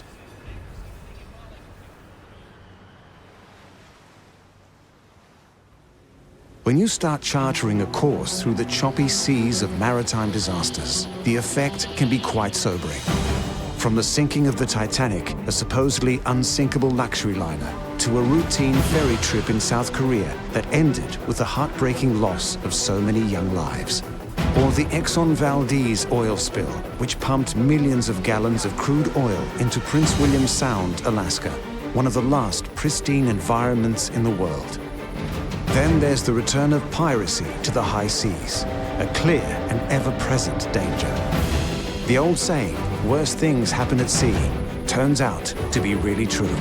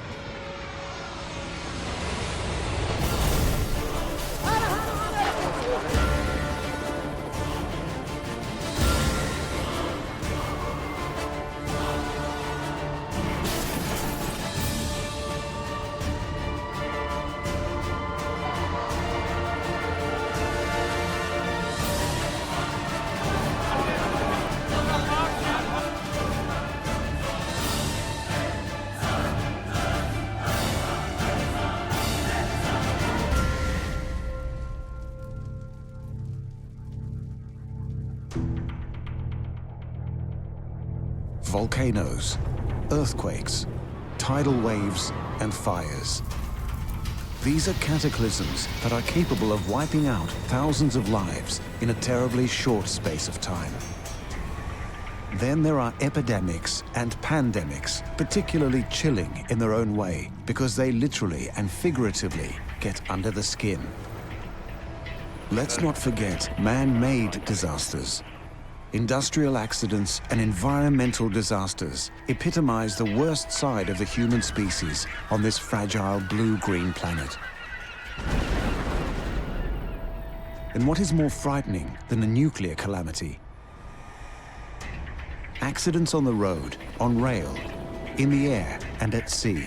They may not have quite the same deadly power as volcanoes or earthquakes, but they too hold their terrors and are responsible for thousands of fatalities every year. In this sobering yet thrilling installment of Desperate Hours, we take a look at some of the worst of the worst. So fasten your seatbelts. It's going to be a rough ride.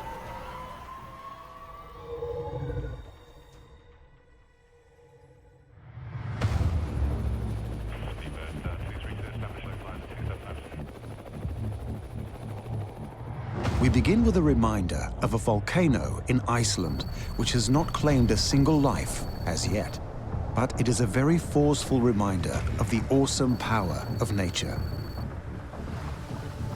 Iceland has 30 active volcanoes and is known as the land of ice and fire. But it's a volcano with a hard-to-pronounce and even harder-to-spell name that in 2010 reminded everyone that Mother Nature is truly the boss. It's called Eyjafjallajökull. Today, most of the UK remains covered by the ash cloud. When Eyjafjallajökull erupted in 2010, it produced an enormous cloud of volcanic ash, which halted air travel throughout Europe.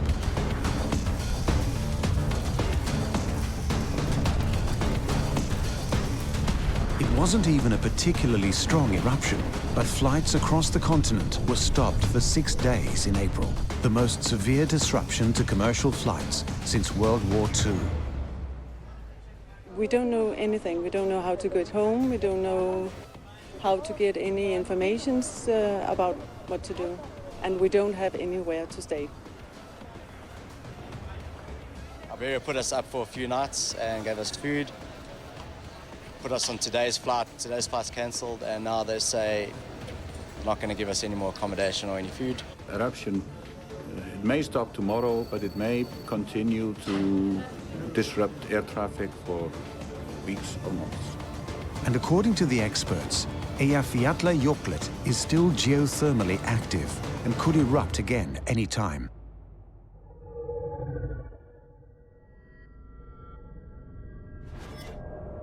From a natural disaster that, in some respects, is still waiting to happen, to one with tragic repercussions that are still being felt.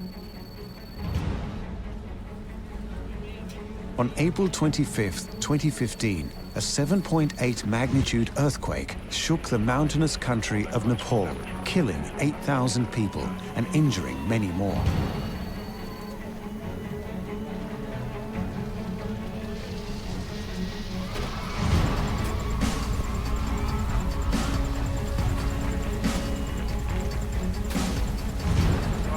Entire villages were obliterated and hundreds of thousands of people were rendered homeless. Because it was so suffocating inside, I couldn't breathe. People die inside the dead body inside the house. It's a nightmare. The loss to Nepal's cultural heritage is harder to put a price on, but dozens of centuries-old buildings at UNESCO World Heritage Sites in the Kathmandu Valley were reduced to nothing in a matter of minutes. The initial earthquake was followed by continuous aftershocks, which went on for days at 15 to 20-minute intervals. Aftershocks can occur from days to weeks to months and sometimes even years after the main shocks. I mean, it's within the time period for sure to expect aftershocks like this.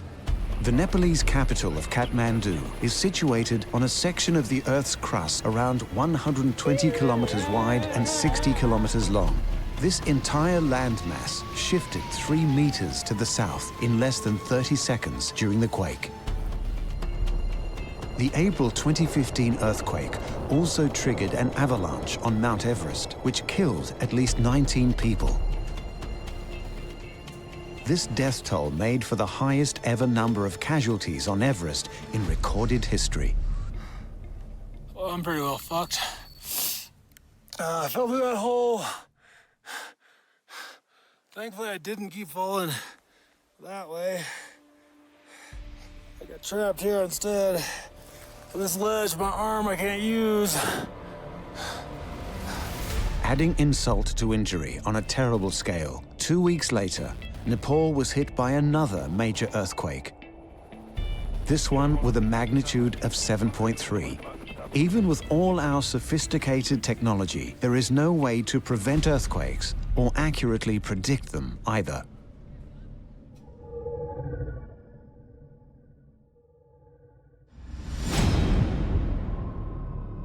But do we stand any more of a fighting chance when it comes to preventing the spread of disease? Epidemics like SARS, Ebola, and avian bird flu. Just hearing these names is enough to give one pause. Ebola, even just from the sound of the name Ebola, it's frightening, you know, it's scary.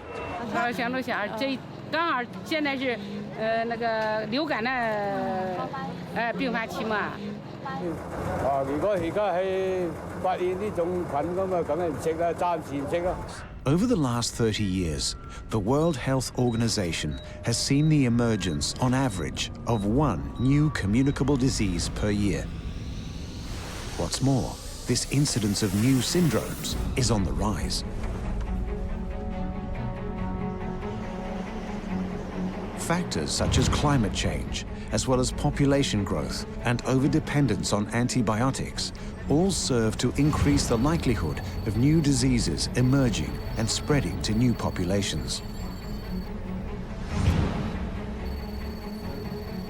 And if that wasn't alarming enough, the World Health Organization has made the point that we are also seeing the return of diseases like cholera and malaria, previously thought eradicated. Medical research looks for new ways to prevent diseases from becoming epidemics. But how can we seriously ever hope to stop the spread of disease?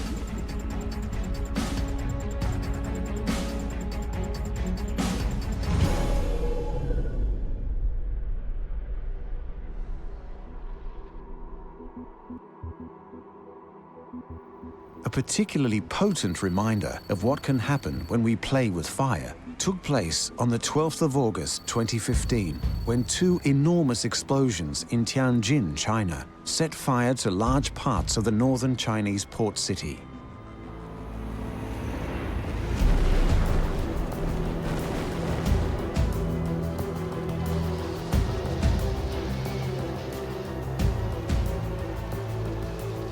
Dozens of people were killed, hundreds more injured, and the fires would take firefighters days to put out. Like a nuclear explosion was the phrase both news reporters and eyewitnesses repeatedly used to describe the initial explosions.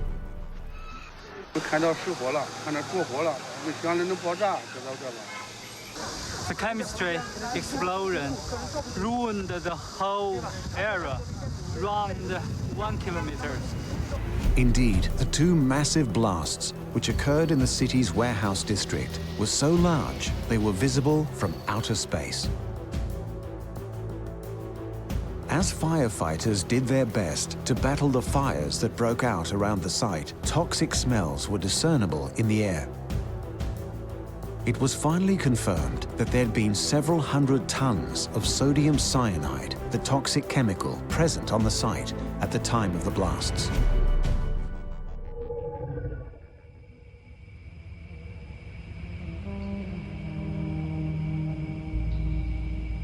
Nothing fuels a fire like wind, and some ill winds blow nothing but destruction in their wake. Just ask anyone who lives in what they call Tornado Alley in the central part of the United States. They can tell you what kind of damage wind can do. As could any survivor or eyewitness of Hurricane Sandy.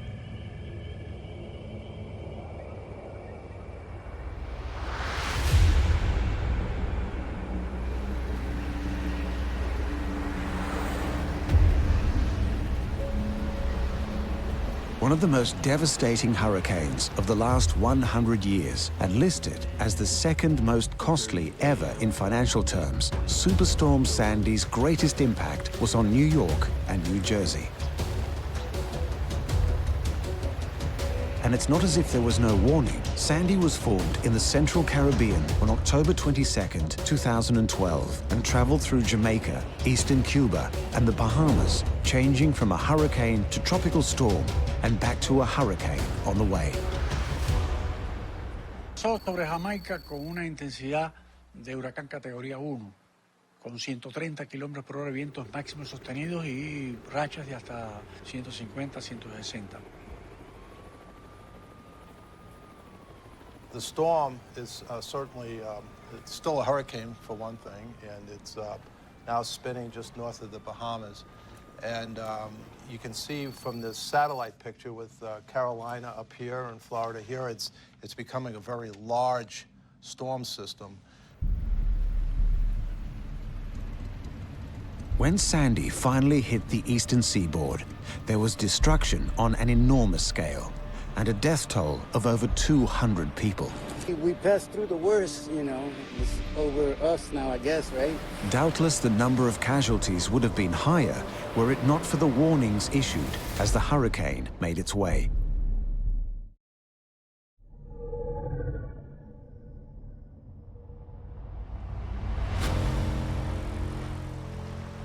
In the case of the Indian Ocean tsunami, such warnings were few and far between. December 26th, Boxing Day, 2004. In the depths of the Indian Ocean, there is a 9.0 magnitude earthquake. The energy released is equivalent to that of 23,000 Hiroshima-sized atomic bombs, according to the US Geological Survey.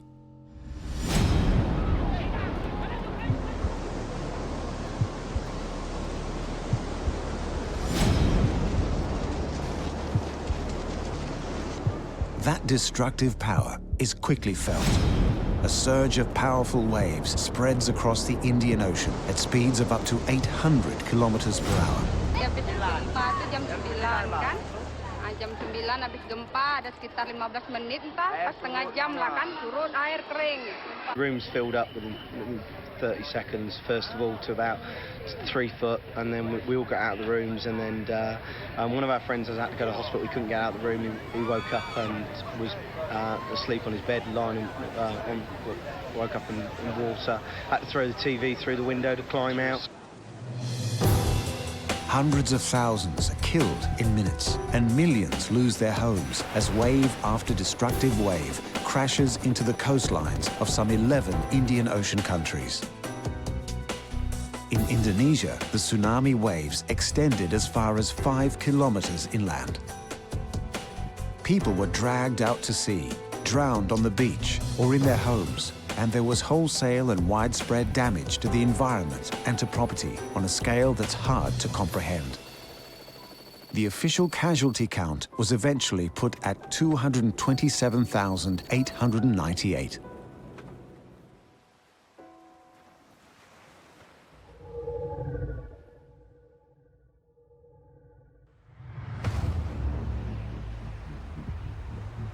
A strange phenomenon, and one more frequently reported in the media in the last decade, is the curious incidence of the sinkhole.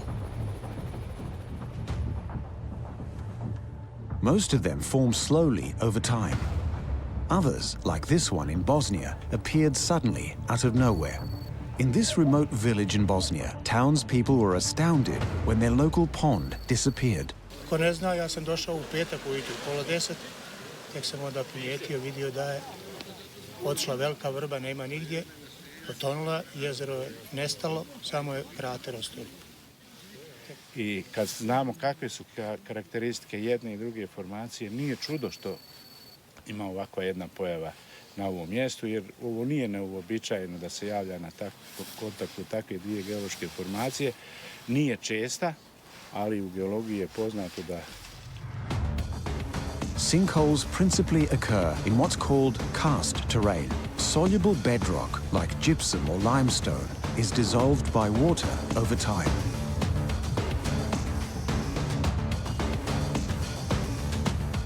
Whether it's over a short period of time or a millennia, as the holes grow, there will come a day when the surface layer simply gives way.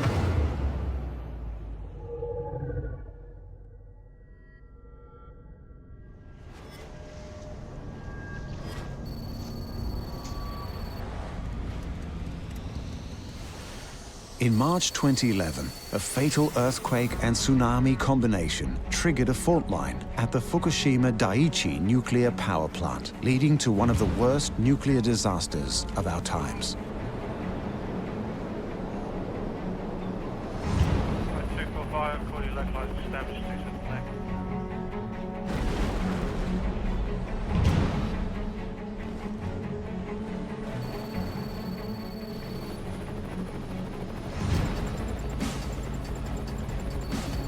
According to the Japanese Nuclear and Industrial Safety Agency, the amount of radioactive cesium that spilled into the atmosphere following the partial meltdown was equivalent to 168 of the A-bombs used in Japan in 1945.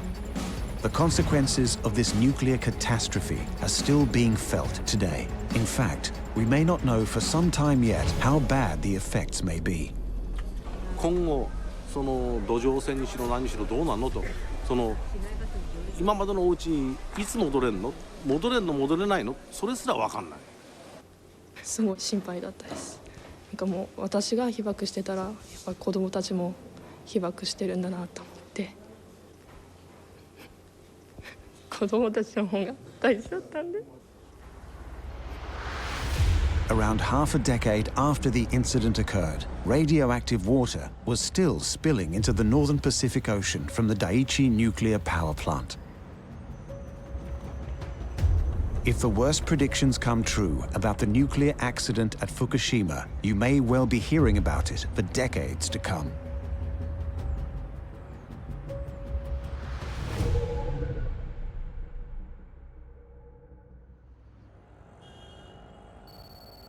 Nuclear power doesn't even have to be involved for industrial accidents to inflict great damage and suffering. Case in point, more than 30 years after it occurred, the consequences of the Bhopal gas disaster are still being felt. Even to this day, December 3rd remains a day of mourning in the Bhopal province, in remembrance of a deadly industrial accident at the Union Carbide gas plant in 1984. That morning, strong winds carried a grey cloud of poisonous gas over the factory walls and across the city.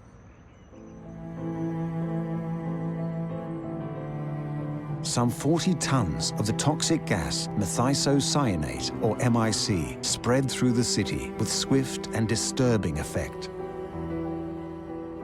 It's estimated that 10,000 people died within the space of a few hours.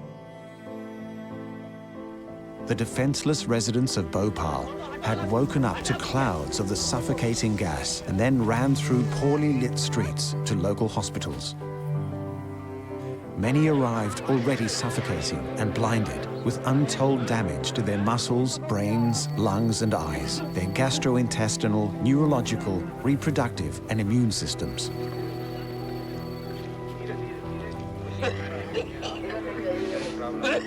Half a million people were injured, many of them suffering in terrible pain. In many ways, people are worse than they were on the morning of the disaster.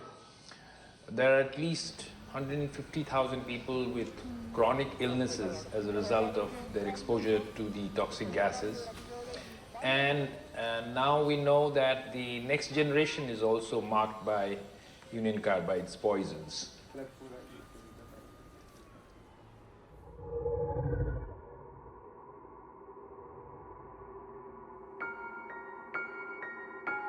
Misfortune at sea has been part of maritime life since early man built the first sea-going vessels.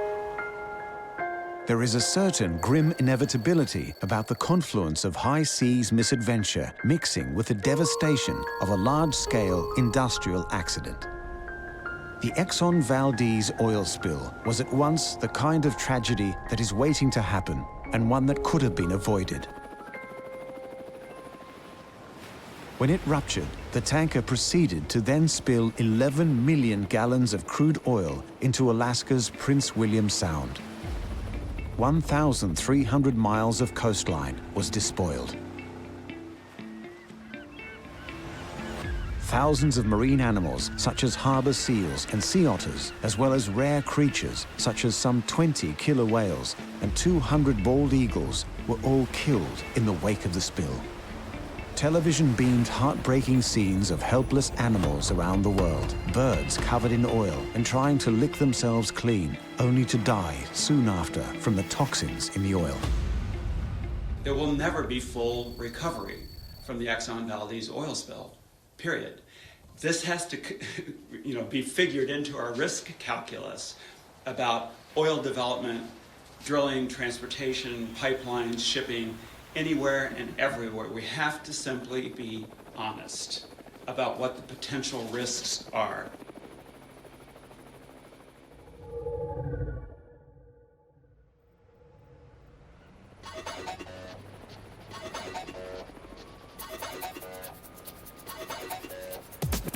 Of course, oil that doesn't leak into the ocean winds up in automobiles, and they too come with their share of dangers. Simply getting in your car and going for a drive comes with its inherent dangers.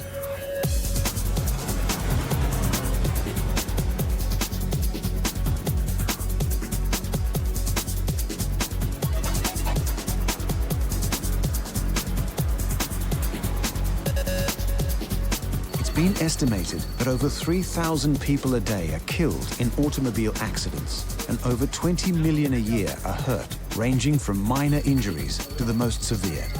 The vast majority of fatalities take place in developing countries, where road safety takes a back seat to progress. HIV does not kill as much as road traffic incidents is taken on a daily basis. On Nigerian road, we lose on average 100 lives daily.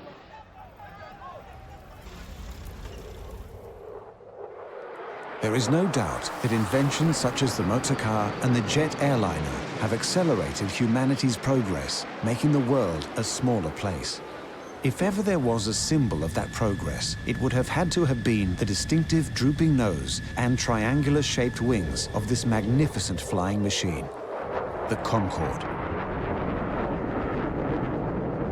It could reach a speed of Mach 2, about 2,140 kilometers per hour, twice the speed of today's commercial jet airliners.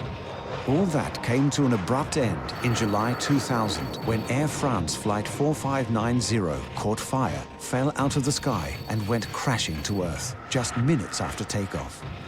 Over the shoulder of my interviewee was the aircraft with a huge plume of fire and smoke from the left-hand side, 20 to 30 feet long, definitely on fire and definitely in trouble. 113 people were killed when the Concorde crashed into an airport hotel, including all the crew and passengers, and 4 people on the ground. According to investigators, it was a piece of metal which had fallen onto the runway from a continental plane which caused the crash. Flight AF 4590 was the first fatal crash in Concorde's 31-year history. And yet, it was the beginning of the end for Concorde and an era of supersonic travel. Within 2 years, all Concordes were taken out of service.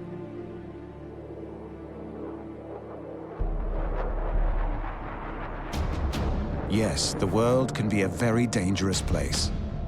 To be fully alive means being aware of the dangers, yet somehow facing each day with a mixture of stoicism and good humor. Even if we as a species do take better care of the world we live in, accidents will still happen, and sometimes on an enormous scale. There will always be desperate hours and days, but life goes on, and for that we must be grateful.